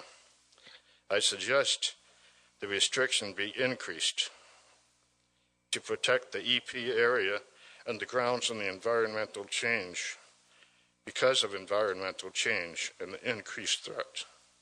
In support, I wish to remind Council that in the month of June 2017, it was in fact the highest recorded rainfall for any, for any month of June in history. Next issue, safety. Now this is a joke. I don't even want to say anything, but anyway, it's a safety is an increase. Safety and increase in traffic. A safety study was done with respect to with respect to traffic. It shows normal or minimal traffic. It suggests that the increased traffic will be minimal. We know this. We're not concerned with minimal traffic. We're concerned about the traffic as with respect to the hazards to seniors and children walking along streets with no sidewalks. The traffic has already recently increased due to the addition of 190 mailboxes in close proximity to the new build. I expect the planning department also has no knowledge of such mailboxes. The issue with traffic is now a minimal. My concern is zoning 1 and changing zoning 1 to R3 can be applied to any large lot in our area and will be allowed for contractors to build townhouses on every large lot within the subdivision. The result is the increased traffic, the hazard to children and seniors. I cannot believe the town of Saugeen Shores would allow manipulation of contractors to destroy established subdivisions. Point 9 and 10. Our concerns about loss of privacy and increase in noise in the area due to new builds was answered by, quote, screening and planting of trees may help. That's an insult. I'll just read here. Really, it has come to the point where taxpayers have no rights whatsoever, have no voice in the future. The response is an insult, and maybe it's time for certain individuals to retire. In closing, I missed this chunk here somewhere. Did I mention about the I think the first section, I'm not sure if it's there or not. Anyway, I'll repeat it. I wish to respond to Part 4, the committee report, which states the respected density. Did I say that about four single families are already allowed on the dwelling? Okay. Yeah, 4 full-size single-family dwellings are allowed. There's no need for R3. In closing, I wish to say I find it unbelievable the residents in the immediate area of the new build were sent out notifications and asked for the concerns. The neighbors responded each with their own concerns, and each issue raised by was a solution in the eyes of the planning board. They did not address personal issues, concerns, complete disregard for things of the status quo. We have good neighbors in a quiet neighborhood. The area is sought after by many people seeking the home away from the high density areas. Thank you. Thank you, Rick. Any further members of the public would like to speak to this?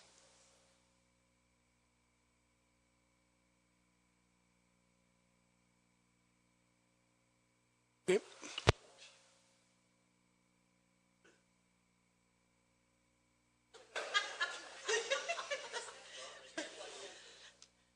And that last gentleman's name is Richard Barker. Not Bob Barker. I wish he had his money. I have twofold here. I am carrying a letter from Mike Downs, who is unable to be here today. So I said that I would read his letter out, and then I have a couple of my own personal comments. And this is the first time I've ever been here in front of you all in a very serious manner. Very accustomed to be here, but usually I'm dressed up. So my concern is I'd like to think our Saugeen Shores representatives would protect property owners such as ours and our neighborhood. The justification of this proposal boils down to the need for expansion accommodation in Saugeen Shores. If this type of development, row houses, is a remedy, the town needs to follow the plan established for R3 areas, not allow spot zoning in R1s. Plan and simple allow spot zoning in an existing R1 is a perfect example of destroying proper planning. The town has planned areas designated for R3 following the plan. You have good examples now. The strings of homes accessed off Moorpath, west of High Street, everything fits. It's not a hodgepodge of row houses. It is intermixed with single-family dwellings. Now, I could go on and read this whole thing. I think that most of this has been covered. I'm sure that you also have Mike's letter in the package.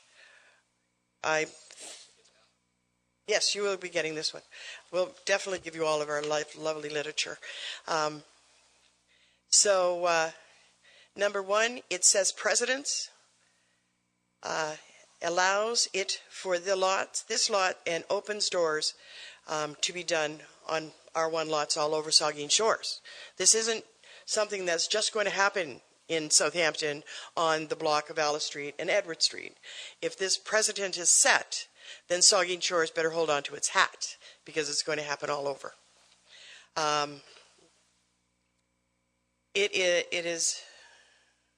It appears if this application was approved, the proposed development has no plan to comply within the established building framework.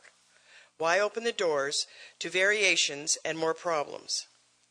It will mushroom when it comes to other lots. So I'm going to hand this in, which has been brought to you by Mike and his wife Jean. And a lot of the points have already been covered, but I will put his words in. And now for me. Your Honor, Vice Deputy Mayor, Councillors. As you can tell by the voice of some, this is a very emotional thing. And it's good to be here and to give them their voice at an open forum. I have stood in front of you many times. This is the first time on a serious matter. You have heard a lot of opposition to a development on the corner of Alice and Edward Street. This process has been a learning experience for me, and not a bad thing for an old girl, but boy, I'm learning fast. After receiving the notice, some of the neighbors got together and had a meeting. The developer saw the notice, and I give him kudos. He called and had a meeting with us. And he did sit around a table, and he did meet with us. And at the meeting, a meeting was held shortly after and was very informative. We saw building plans and what types of things he was going to be doing. We were given an outline of why his family came to our community and how proud he was to make this his family's home and a great place to raise his families. I think we're looking at a set of twins right now. Don't know if there's any more in the work, but we got a set of twins going. We agreed with his statements, all of his statements, and it was very good that he came to the meeting. He also mentioned at that time, though, that if there was opposition to the proposal, that he would help to make the proposal acceptable. So at that meeting that he had with us, he made that statement. And as it stands, you've heard tonight, it's not acceptable. So there are many unknowns. Could this zoning change mean that the building could be 3 stories high? I don't know. I haven't learned enough yet. Does a home of 54% footprint allow a suitable yard? Sidewalks in front of the townhouse or the money? I don't understand that either. I got things I got to learn. Does this mean every corner in Southampton or Saugeen Shores could be purchased and 4 to 6 townhouses erected? My objections have been noted in the planning. I sent in a written notice of my objections. And I would gladly be part of the meeting where the developer and the area representatives sit down and create a proposal for the land that will work in our neighborhood and not have to change so many bylaws to achieve it. Everyone has a right to their 2 cents worth. I have shared mine, and I'd like to thank you for this evening. Thank you, Connie.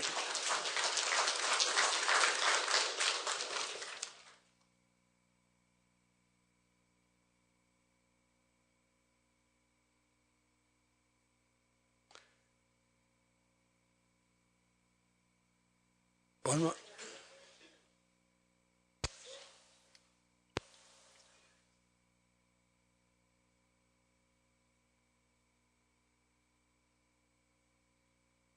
Good evening, Your Honor, Councillors.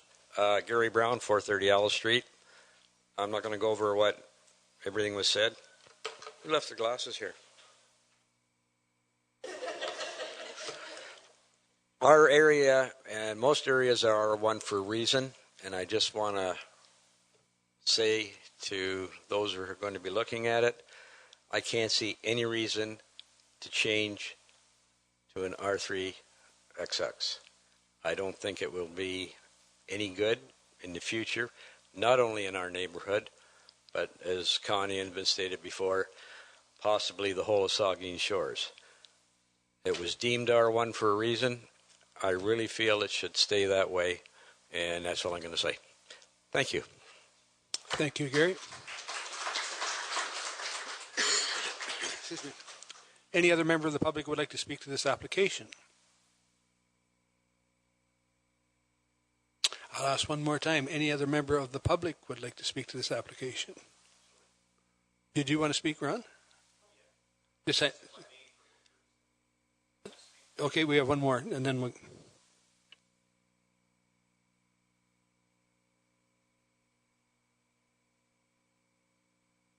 Hi, councillors, mayor, everybody. Can you state your name just for the record? Sorry, Ed Johnson. Thanks, Ed. Live on Alice Street. Fairly new to the area. Been there just a year now, but my wife and I moved up full time a few years back into Southampton, Saugeen Shores, and we've built our house on Alice, and it's a beautiful area. The whole neighborhood's very appealing. The large lots, the single-family dwellings on the lots, and like everybody else has said, I'm not going to repeat everything, but I'm new to the area, and we love the area, but we love what the area is about. With the privacy, the large lots, it's a great area. But I see this changing the entire area, and everybody says the whole town, Saugeen Shores, but definitely going to change that area. There's already other lots for sale. It could promote further developments like that, as that's already been mentioned. But that's my concern. Great neighbors. It's a good neighborhood, and I'd hate to see it change in a negative way.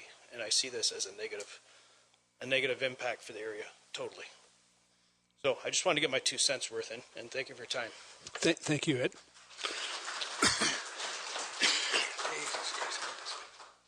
Any other member of the public would like to speak? He's going to get a chance, yeah. He can speak. No, I don't think so. Well, well, I don't think the idea is to. We're really just trying to grab information out of what your concerns are, and I don't think we need to get into a big argument here tonight. We'll get another speaker. But if you have any questions or clarifications, we can certainly do that. Just hang on, Ron. We got one more speaker.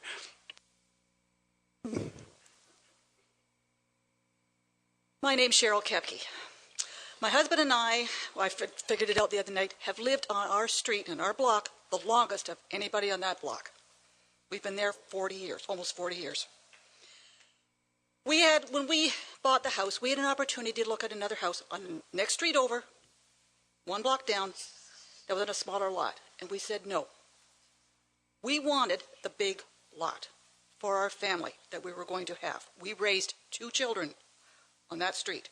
Our kids played out on the road hockey. Kids can't play road hockey on that street anymore. There's too many cars. I hate to see that neighborhood, that camaraderie, that family area, the neighbors being family, leave. I'm not against townhome developments. I think these developments are needed in the town of Saugeen Shores. The population is aging. They're looking for smaller, one-story property to live. Heck, I would like to have one of those. But I want it in an area where it belongs, not plunked in the middle. Single, family, large lot neighborhoods. They can be planned into areas very well. I've seen them. We've seen them in town here, where O.C. Long built his. Sections of row homes on one side of the street, single-family home on the other. It's great. There's nothing wrong with it.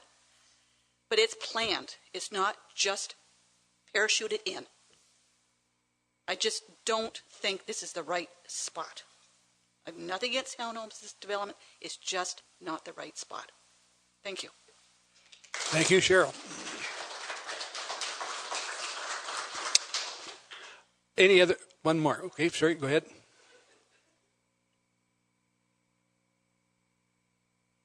Jason Simpson, 20 Norfolk.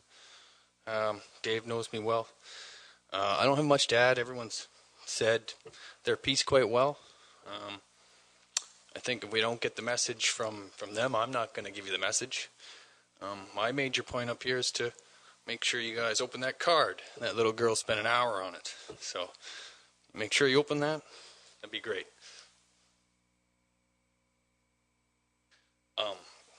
Everyone said their piece, Dave. I got nothing to add. Okay. A card, yeah. We will open it. I'm sure we'll open it and have a look at it before we go home tonight. Thanks, Jason. Any other member from the public? Mr. Davison. It's brief, and I'm not in any way want to be argumentative here. And a couple seconds, Brooks would like to speak. I think that's fair. Just a couple quick things here. So if the townhouse development did proceed, just a point of clarification, after the units are built, that's when you apply for the severance. Okay, after the units, you put a severance line down the middle of the common wall. We heard from the planner representing some of the neighbors say you do a plan of subdivision. I don't think you'd get too many planners that would agree to that with that statement because it would serve absolutely no purpose. Section 51 of the Planning Act deals with plans of subdivision. Section 53 deals with severances. They read exactly the same in terms of what a municipality can require for as conditions. Stormwater management is always a big one. Check, that's been done. An archaeological assessment, that's been done. There's going to have to be a development agreement with regard to the anything that occurs in the municipal portion of the property in terms of water, sewer extension. That's going to be done. So whether or not you go with a plan of subdivision or a severance process, it's completely irrelevant because you accomplish the same thing. I'm really surprised that comment was made because, again, at the end of the day, you're getting the lots and you're getting a kick at the cat regardless. In terms of lot area, if that's a concern, Brooks could do this by way of plan a condominium, and then you have one big lot. And I know that sounds like you're playing a game, but there was comments made about there's no other lots, and I think the planner said this as well, David, about no other lots of this size. Well, there's a development of this magnitude, but 8, 9 times larger that was recently approved by your council, 52-unit townhouse development. 45 units have been constructed to date. There was a comment made that the only person benefiting from this would be Mr. Turton himself. I would suggest that more people benefit, including the people that are living in there. There's obviously a demand. Again, those 52 units, 45 were sold overnight, and last 7, the developer is just holding on to them to catch his breath because he's trying to finish the first 45. Understand the issue about building height, completely get it. We're asking, the whole reason why we're going with an increased lot coverage so Brooks can build 1 story. If you're building 1 story, then you have to make them a bit fatter, if you will. And that's why he's doing this. So, yeah, fair comment. Then shouldn't we reduce the lot height? Shouldn't we reduce the building height requirement? Yes, we should. And I would respectfully ask that Tessa put that in the next version of the draft zoning bylaw. Lastly, with regard to the Ontario Municipal Board, yeah, that is changing. At the end of the day, it'll be it'll be a tribunal. But whatever we want to call that, they will exist in a different form. But the questions are, does the development conform with the official plan, and is it consistent with the provincial policy statement? If it passes those 2 tests, then a decision is made by a different body. I never stand up and threaten. I've never done that yet, threaten to take someone to the Ontario Municipal Board. That's not what I'm saying. I'm just saying it's important the council understands the whole situation there. That's it. First. Okay, thanks. All right, I want to first thank the council for the opportunity to get up and speak, and also for the members of the community that gave me the opportunity 2 weeks ago to speak in front of you. Just to introduce myself, so my name is Brooks Turton. I am the developer of record for this project. My wife, she is home tonight with a sick twin, so we decided to move here mid-2016. My wife is a 4th generation in Southampton. 1936 is when her great-grandfather was here. When we found out we were going to have twins, we decided to come to this area. I grew up in Harriston, so a small town not too far away, so this is very reminiscent of Harriston in a few ways.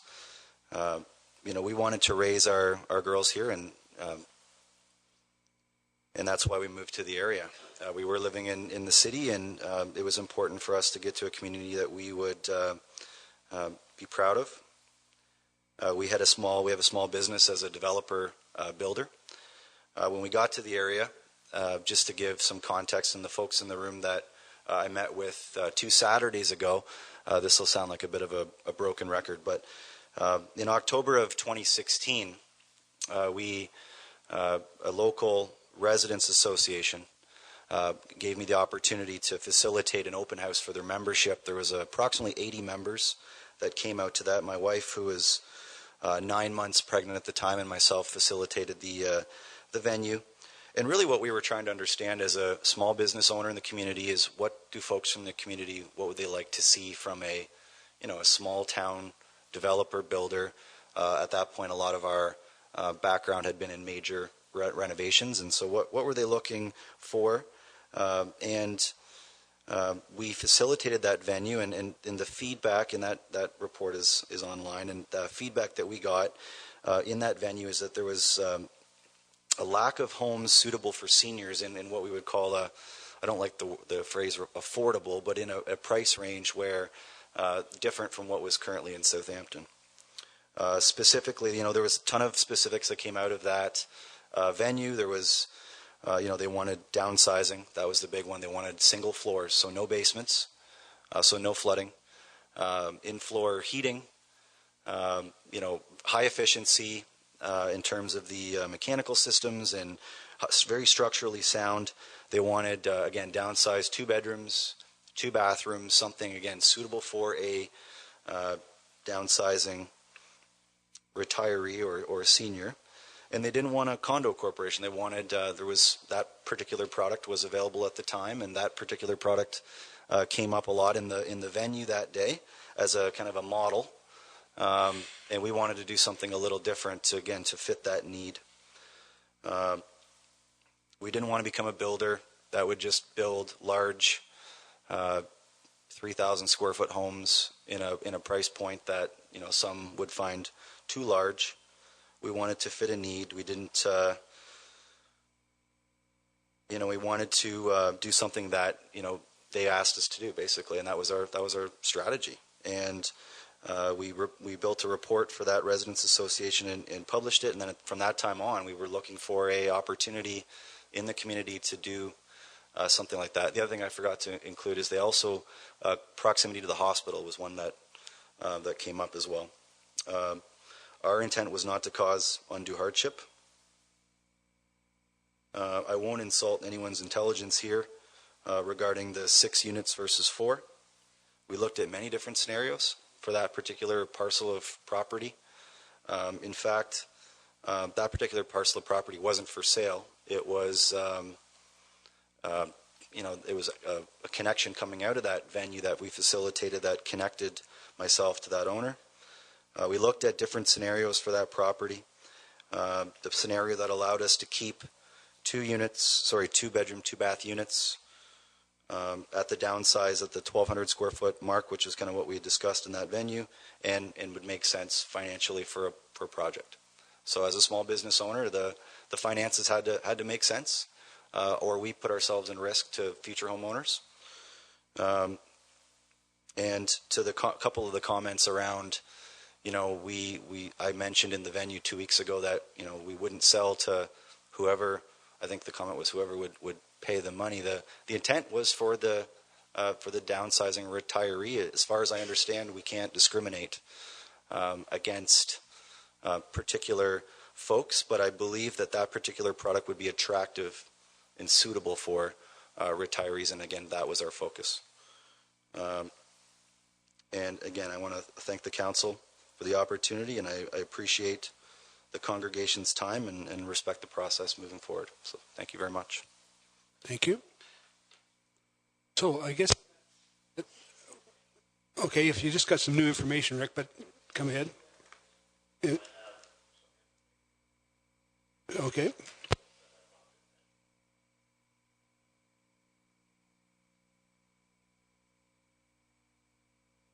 Mayor and councilors, I have here a letter given to us by the Southampton Resident Association about a meeting that he's talking about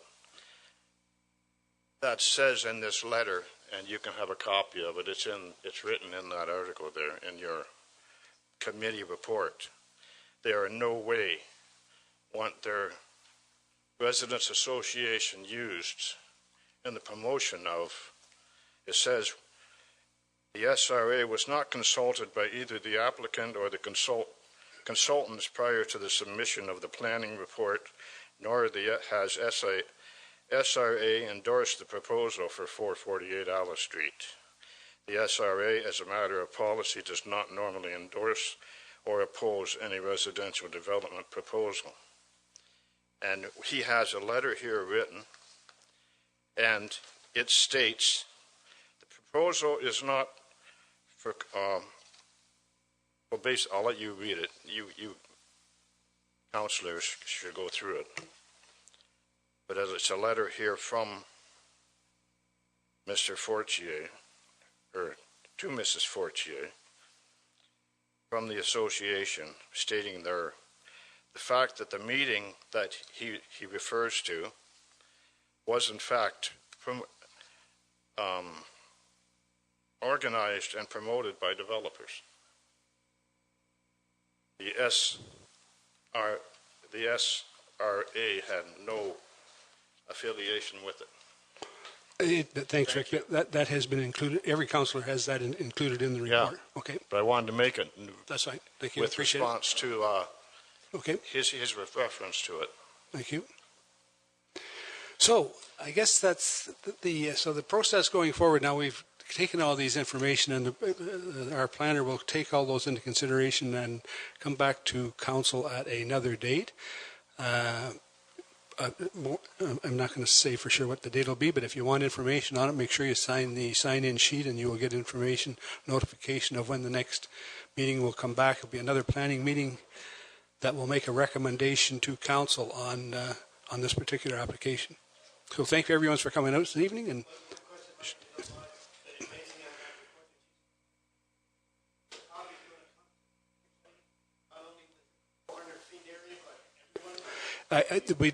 they will not mail it, but it'll be available on the agenda publicly, so you'll be able to get it at the town office. If you want to call the town office, they will tell you how to get a copy of that report or that recommendation to FEB. Okay? So thank you very much, everyone, for coming out this evening. Why don't we take a 5-minute little stretch here, and we've only got one other item. 5 minutes, and we'll move on.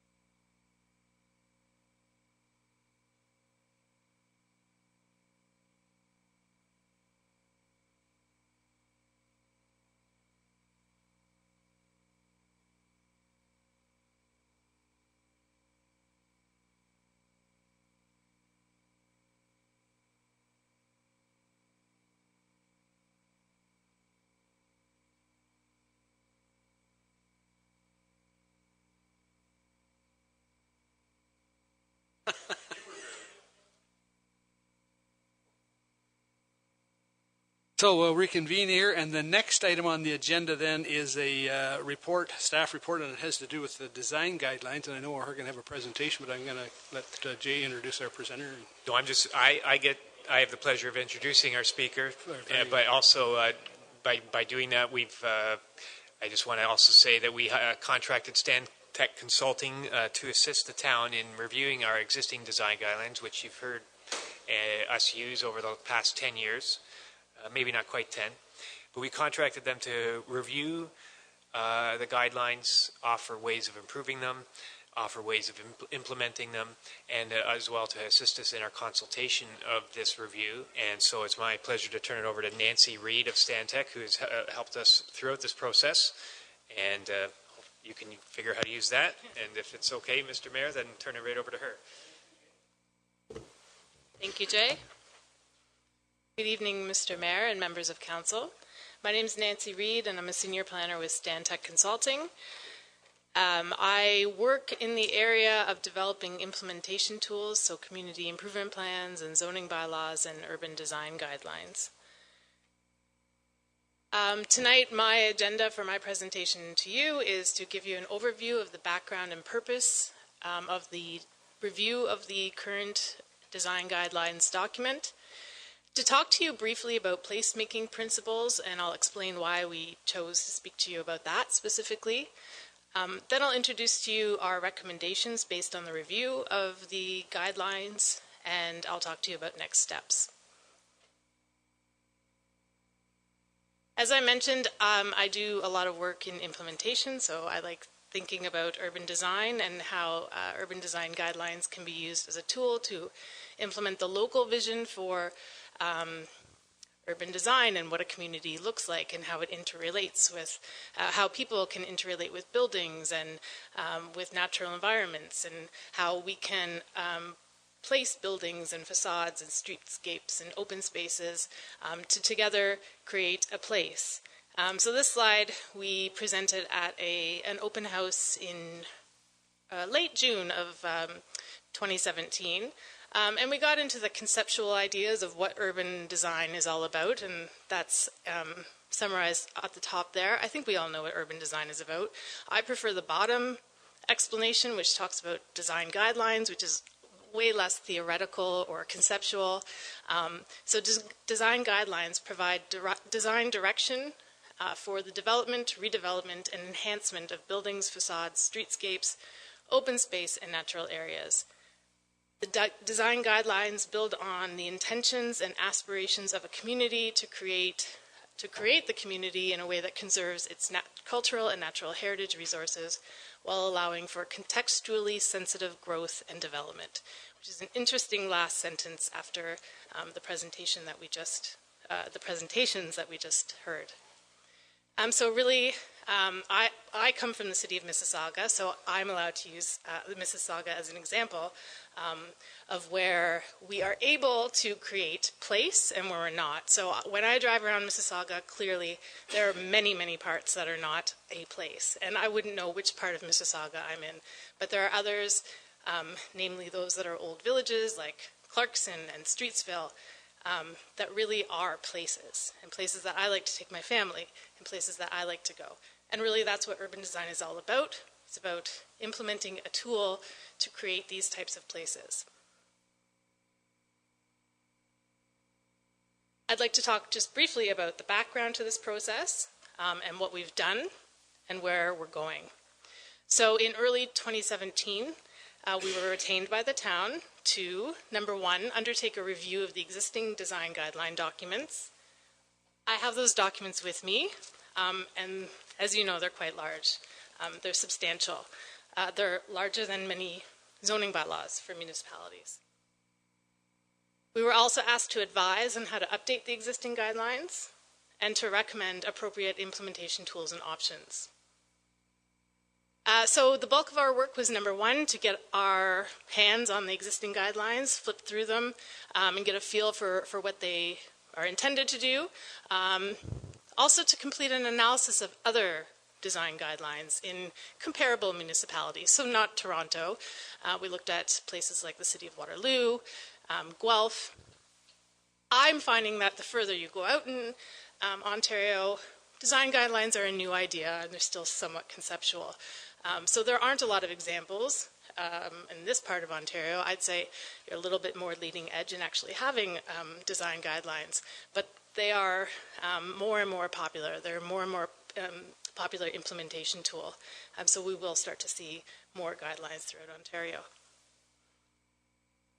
So in addition to our background review, as well as our analysis, our best practices review, we also did some community consultation. So we held a workshop on June 21st and invited members of the community to come talk about what they like and what they don't like about the existing guidelines. We also went out to the community. I do a lot of consultation, and these days you don't necessarily get a mix of people coming out to public open houses. So we went to a farmer's market and just tried to initiate discussion with people about the guidelines and get a sense for how much people knew about them and what they liked about them. So based on our workshop with staff and with the public and our visit to the farmers market in Port Elgin, we came up with a number of recommendations which are included in the report that was included in your package. And the focus of the presentation tonight is just to go over those recommendations and then again to talk about next steps. So as I said, we did undertake some consultation with the public. And we participated in the farmers market. We had 12 participants just either come and fill out a form, a comment form, or just talk to us about guidelines. We had our internal staff workshop, and we also had the public workshop, which attracted about 30 participants. The key suggestions that emerged from the public consultation, these are summarized. We took back all of our notes and started to organize common themes and things that we heard. There's a little bit of analysis in the report on that. So we would organize what we heard into 3 groups. So improved usability and readability of the guidelines. So people suggested that they needed a better understanding of what they were intended to do, and how they could be read and implemented, and wanted to know how they were being implemented, which leads to the second point, which is that they actually wanted to see the results of the guidelines on the ground. A third point that we heard was that there needed to be greater emphasis on placemaking. Nobody actually said the word placemaking. That's total plannerism. That's our word. But it's a word that planners and urban designers use for creating places that are vibrant and places that people want to go to, and places that provide opportunities for people to gather and socialize. And again, when I talk about Mississauga, much of it is not a place, except those really traditional, in my opinion, those core areas, the former hamlets, which were built completely differently than the rest of Mississauga. So before I move on, I'll just talk really briefly about what placemaking means. And again, I'm using a kind of up here conceptual term, and I'll talk about what we mean in terms of placemaking from the perspective of the design guidelines. But what we heard at the June 21st meeting was that there's a need to acknowledge the uniqueness of both Southampton and Port Elgin. They're both different and special places, and rather than making them the same, let's celebrate the uniqueness of them. We heard that the existing downtown feel can really be emphasized. The lakeside atmosphere can also be emphasized, and that the town's image can be enhanced with theming and branding. And we need to build on the nautical theme, I think was a quote from someone that spoke up. So what does this actually mean in terms of guidelines and a tool to implement the community's vision? It means creating walkable and pedestrian-friendly places, generating animation and excitement through active uses, offering a variety of plazas, parks, and open spaces, providing features that improve the experience of a place, and that can include landscaping, decorative street furniture, paving, and wayfinding.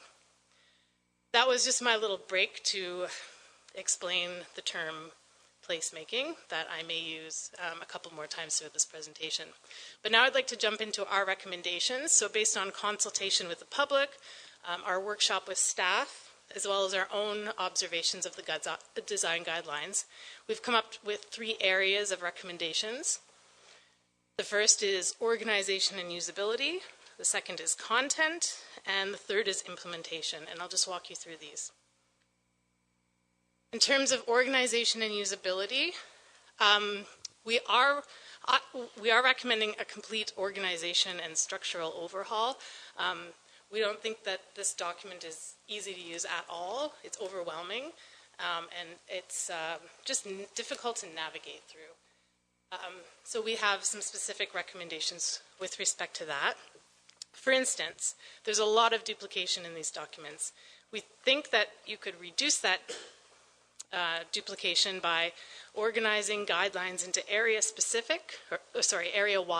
So anything that applies to the town as a whole should just be grouped together.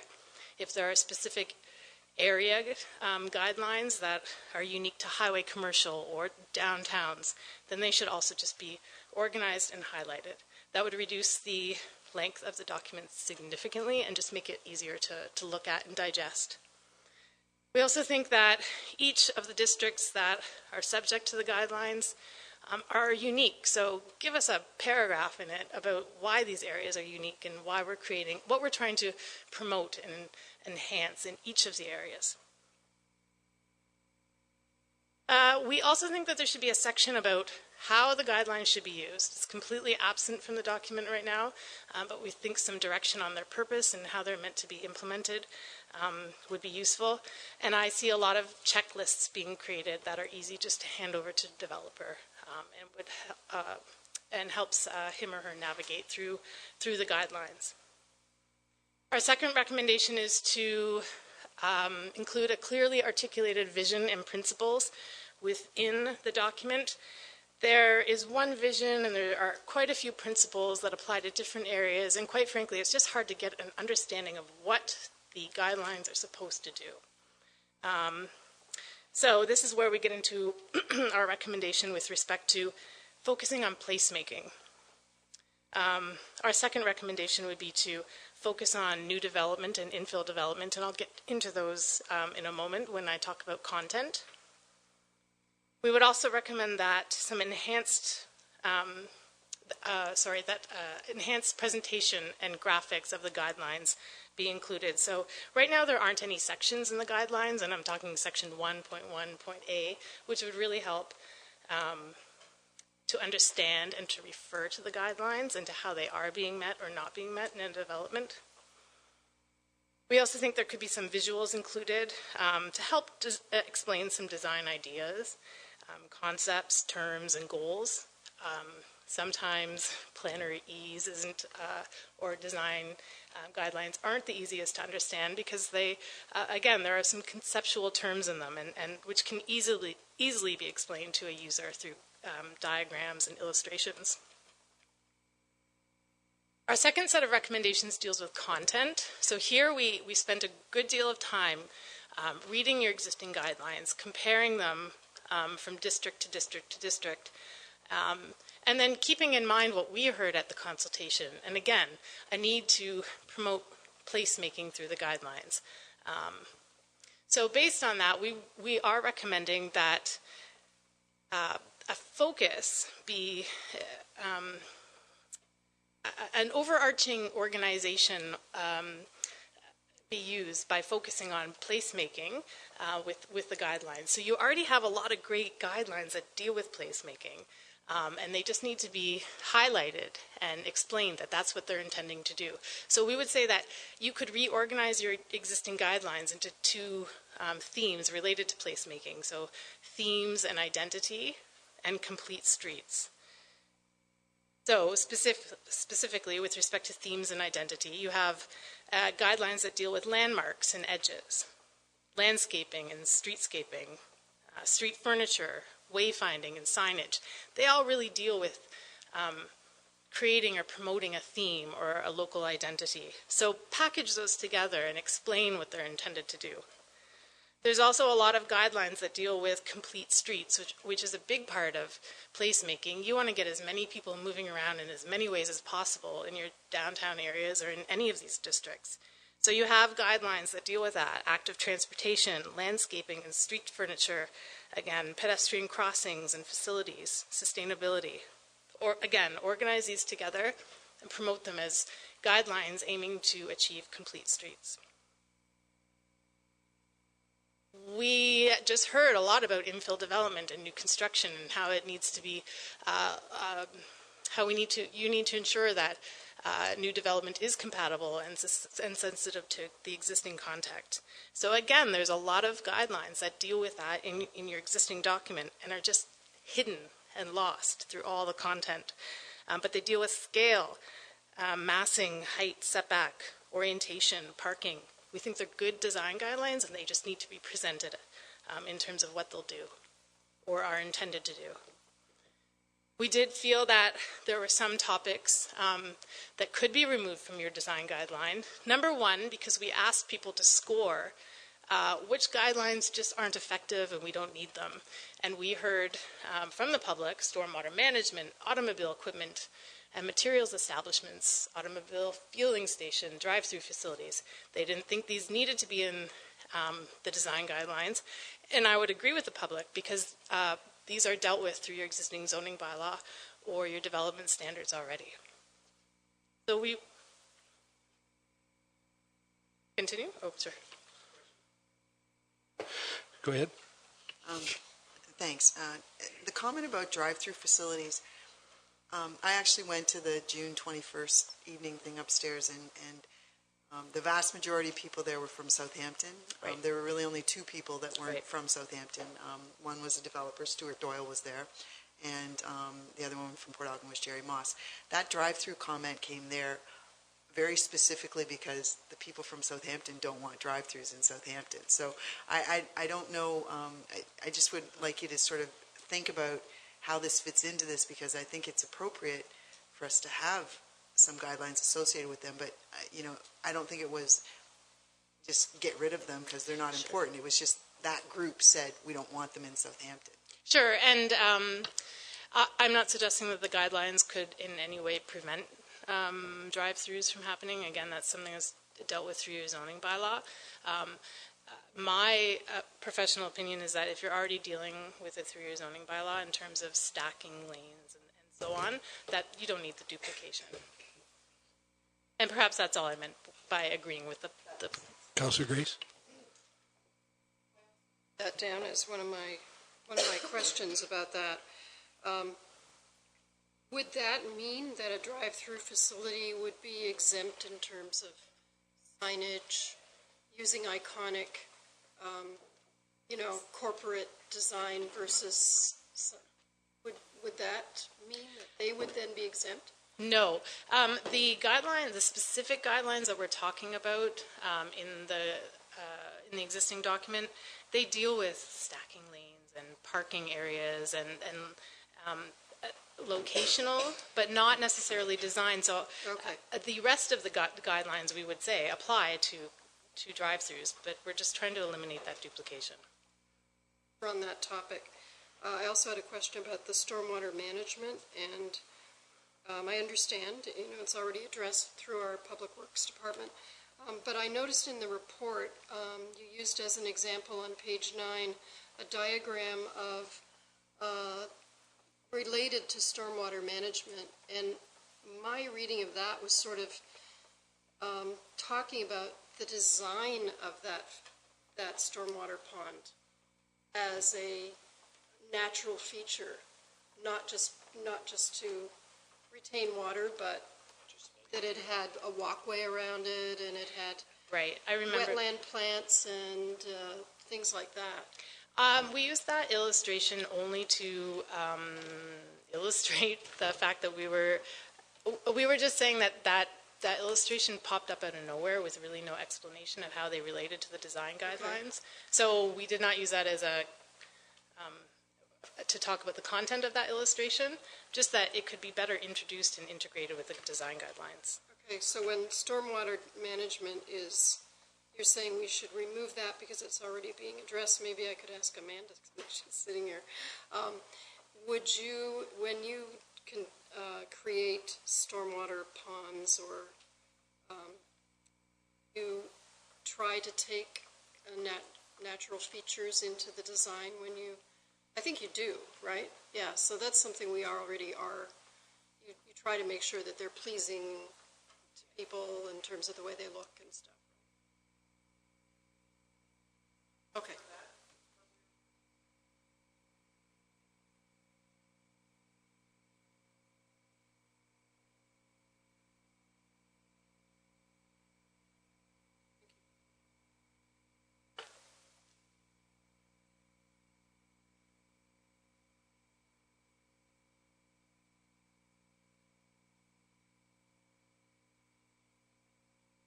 Can you get your mic so everybody can hear me? Sure. I apologize. That an agreement would be that if your public works and engineering, or engineering and public works, and community services has a handle on parks and trails and benches and landscaping, I'm not trying to say that you don't, Amanda, but I would like to reverse that question now and say, is this something that we should leave? Like, I like the idea of the diagram with the stormwater management area becoming a more of a park-like environment, a place like you said it was. So how are we going to direct the best way to direct that opportunity? Let's put it that way. How would you feel about that? My recommendation would not to have duplication, because it causes confusion and uncertainty with among readers and never knowing which document to go to.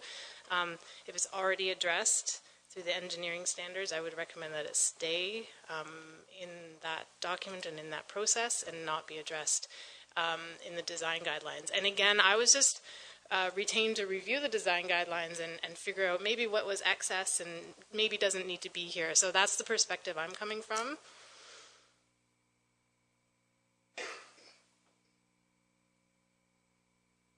I think I finished this slide. Yes. Our third set of recommendations deals with implementation. So how can you give teeth to your urban design guidelines? So we have 6 recommendations with respect to implementation. The first is clearly articulated official plan policies. In interpreting policy and dealing with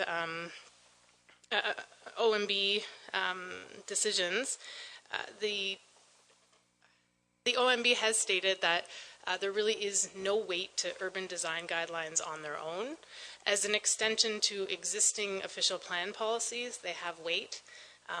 But without those official plan policies that articulate a community's design vision and goals, they again really have no weight. So your official plan policies, from our perspective, are a little light on the urban design direction and leave a lot to the urban design guidelines. So we are recommending that perhaps a review and refresh of those official plan policies, and even to really strengthen your document, reference to the exact guidelines document gives more teeth and more weight to how guidelines can be considered and implemented through the planning process and development applications.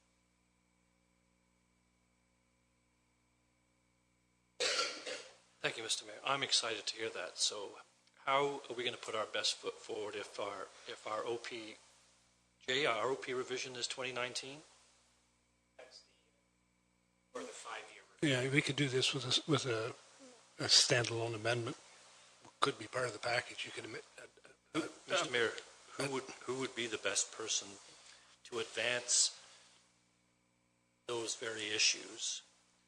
If it's a standalone, or if it's going to be, I think to get the feedback loop, wouldn't you want the public to be presented with, at some point, open houses that say, we listened, we're making these visions and changes, and this is what it will look like? Is that not the process? But the planning process is very statutory, how you hold a public meeting and how you proceed with that. I think we're getting a little ahead of ourselves here. We're just talking about how we're going to change them. We'll have lots of opportunity to speak about what's going to be in them and how we implement them. So, but just find this question so we're clarifying. Go ahead. Thank you, Mr. Mayor. The second area or recommendation with respect to implementation is implementation through zoning. I am aware that you are already implementing setbacks and signage, I believe, through your zoning. And coincidentally, there is a comment from the open house that said signage is already being implemented really well, want to see more of this being implemented other ways. And that's because you've really given teeth to your to those design guidelines through your zoning by regulating them as part of a legal or legislative process. So there are a lot of other things that you could implement through zoning, such as building height, location of parking areas, setbacks, even breakups on the facade of a building in terms of treatment and style. So there are a lot more things that you could do, and I've been exploring different ways of implementing them with other townships or more rural municipalities like Puslinch and Cavan Monaghan. So there's a lot of really new, fresh stuff you can do with zoning to give teeth to your guidelines. Pardon me. Then we have implementation through site plan control.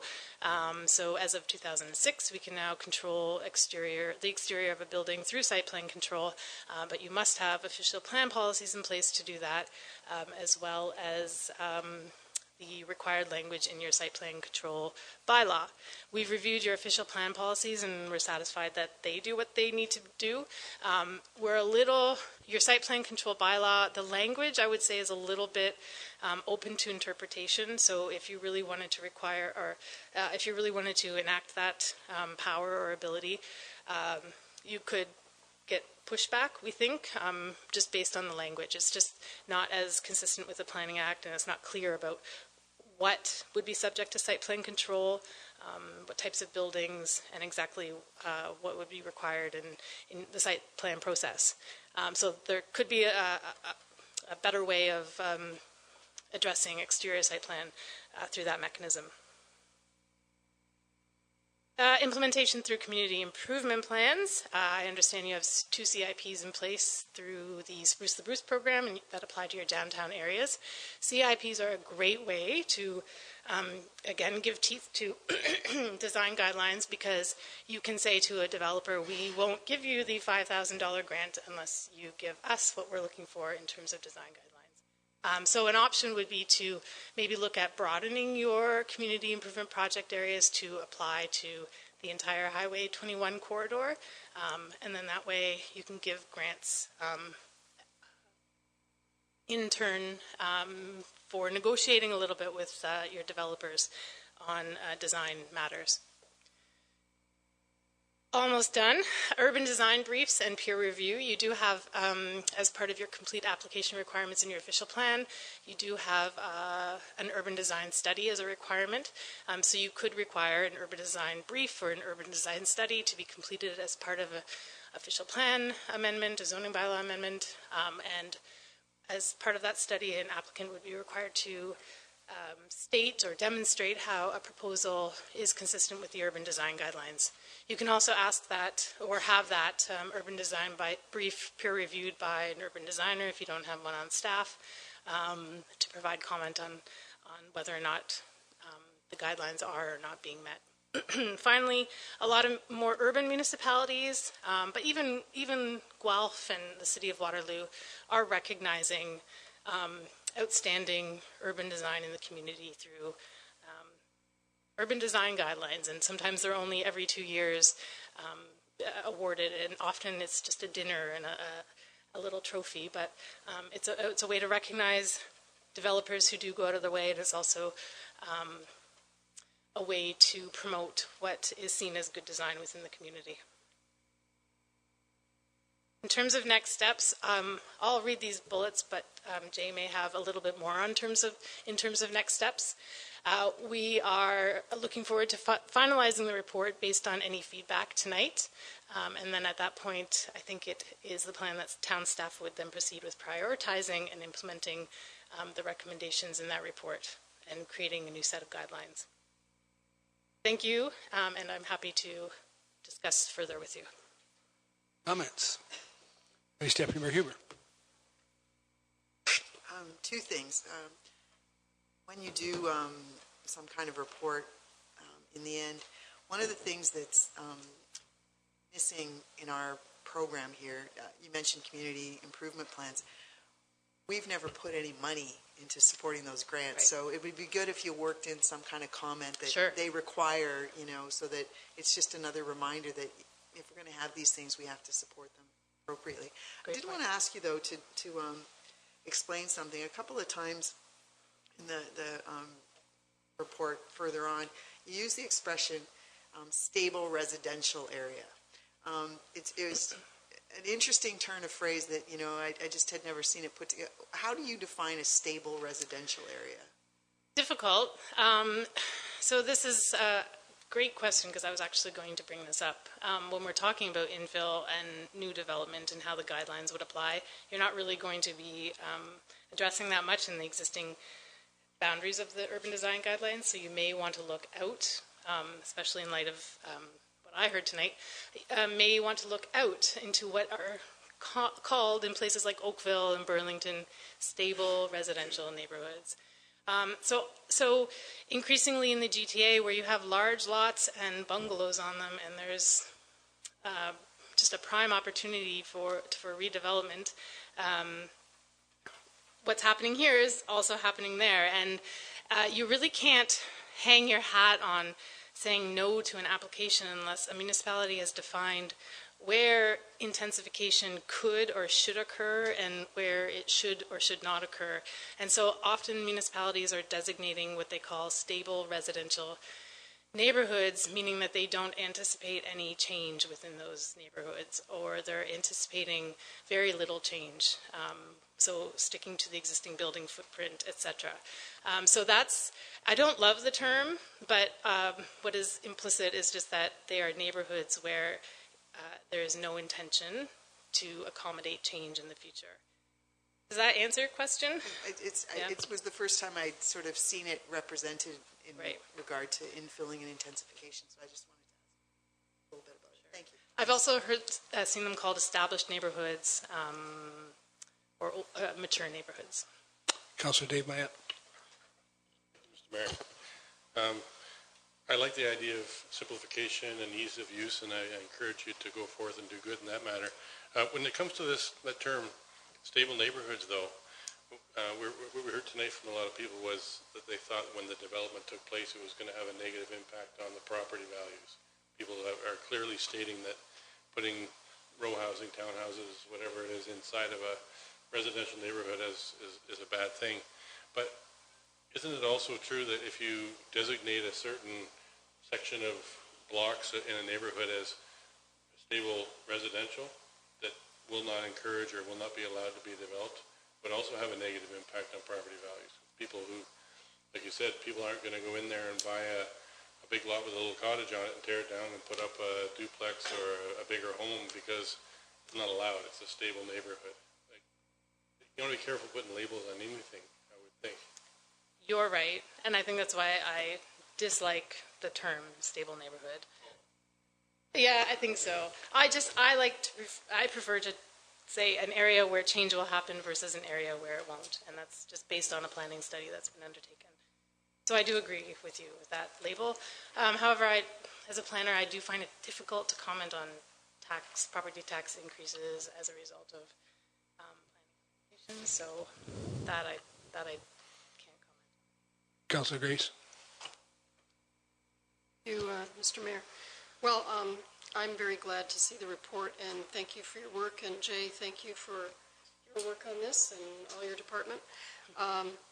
Because I think that, well, obviously I've been in favor of this for quite some time.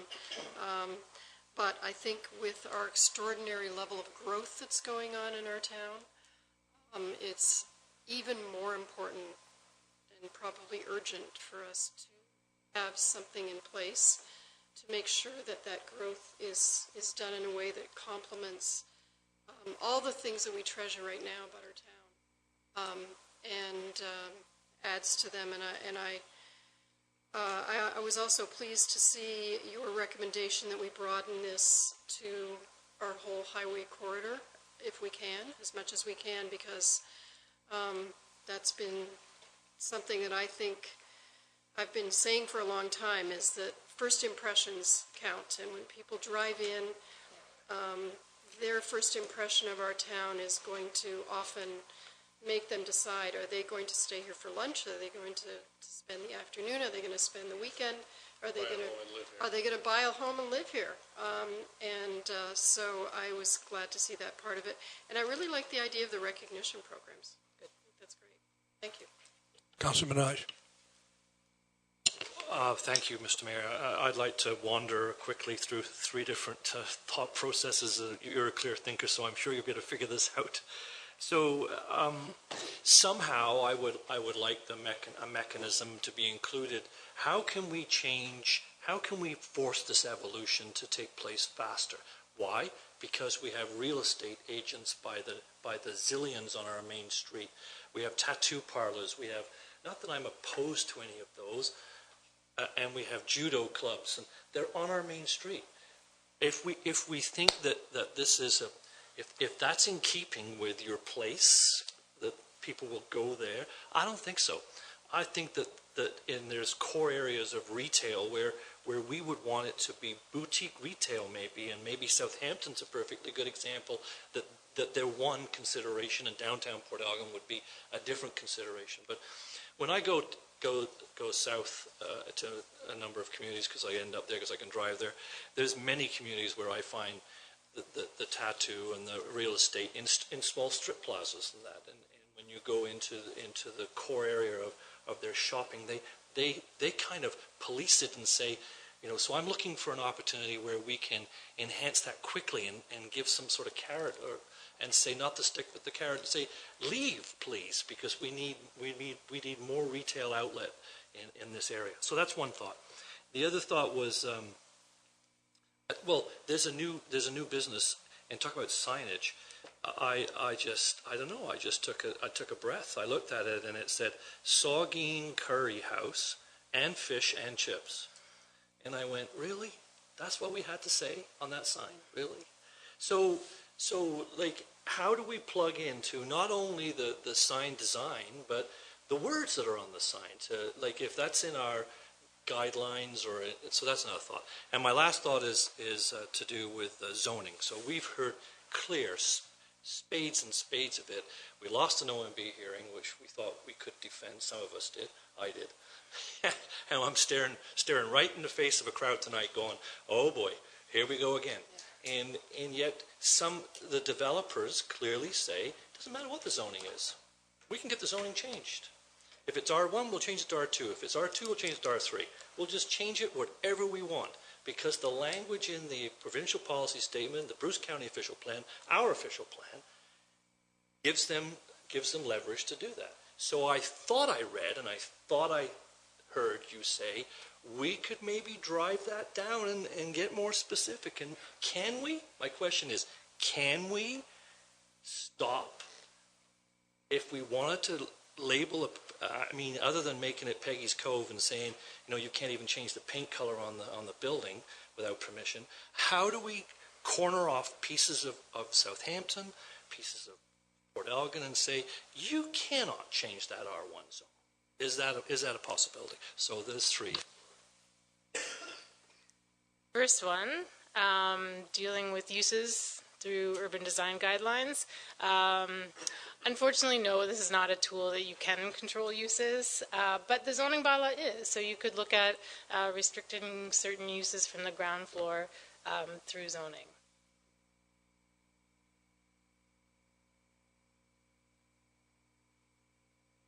I'm not saying you could control tattoo parlors and get to that level of detail, but that is the tool that, based on a planning study or a local assessment, that is the tool by which you could control uses, and not the urban design guidelines. The second question was how to control signage.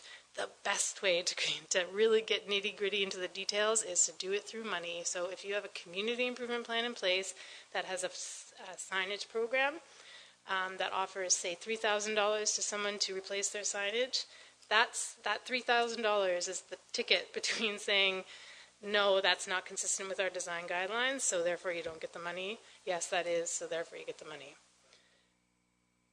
Question? Was yes. And the answer is in the Planning Act, anybody can make an application at any time to change any zoning. Anybody. And I would just say, again, similar to communities like Oakville or Burlington who are undertaking mature neighborhood studies, you have to undergo a process that involves public input and looks at your stable neighborhoods, and collectively, again, with public input, you identify where you would entertain change and where you would not. Other comments? I comment. I was around when we done the first ones. First of all, I agree with you. A document that's 250 pages long is unusable for anybody, and it's just I don't know how we get to these things, but the other thing was, when you go through all these plans here, community improvement plan, that's a different group of people that have come up and looked at it. And when you do that, this is this difficulty I think the challenge with these types of things is, it depends on the group of people that you talk to, how you respond to it, right? So I think you need to be general enough that you take into consideration of the community as a whole. Because you look at it, our community improvement plans, we had downtown streetscape committees that came up with ideas. And invariably you'll come to a point where they're conflicting with each other, and each one of them, and say each one of those committees went in there thinking they're doing the best thing for the community. Absolutely. And then we get to these points where, wow, we're going to come up with. And so I think that's the challenge you're going to have here is with this design guidelines, we're going to try and protect something, in my mind, that developed without design guidelines. We got here without these we built this community that we all love without design guidelines. So I think we need to be very careful about what you include in there and how you enforce that, because I think freedom is always the best idea, always. And people, when they come to the community, want to fit in, almost always, and look at your downtown and make it look better. So that's the challenge you will face as we go forward, I can assure you. Right. So I think, I completely agree with you, your community became what it was because of the time that it was built, I think that's my my point with Mississauga, and really feeling attracted to a place like Clarkson, but not feeling attracted to the rest of my city. Because when we were building many years ago, we were looking at building envelope completely differently and massing. And in many ways, our guidelines are trying to get us back to that. And so get away from cheap construction and one-floor buildings that we can occupy faster. It's really just about thinking long-term. That's what the guidelines are intended to do. I thank you, and we look forward to going through this process. Thank you. Have a good night. Okay, thank you. Okay. So that's the end of our agenda. So then I have a motion that's been moved by Vice Deputy Mayor Huber and seconded by Councillor Minaj that this Planning Committee meeting, February the 20th, 2018, hereby adjourned at 9:19 p.m. All in favor? Adjourned.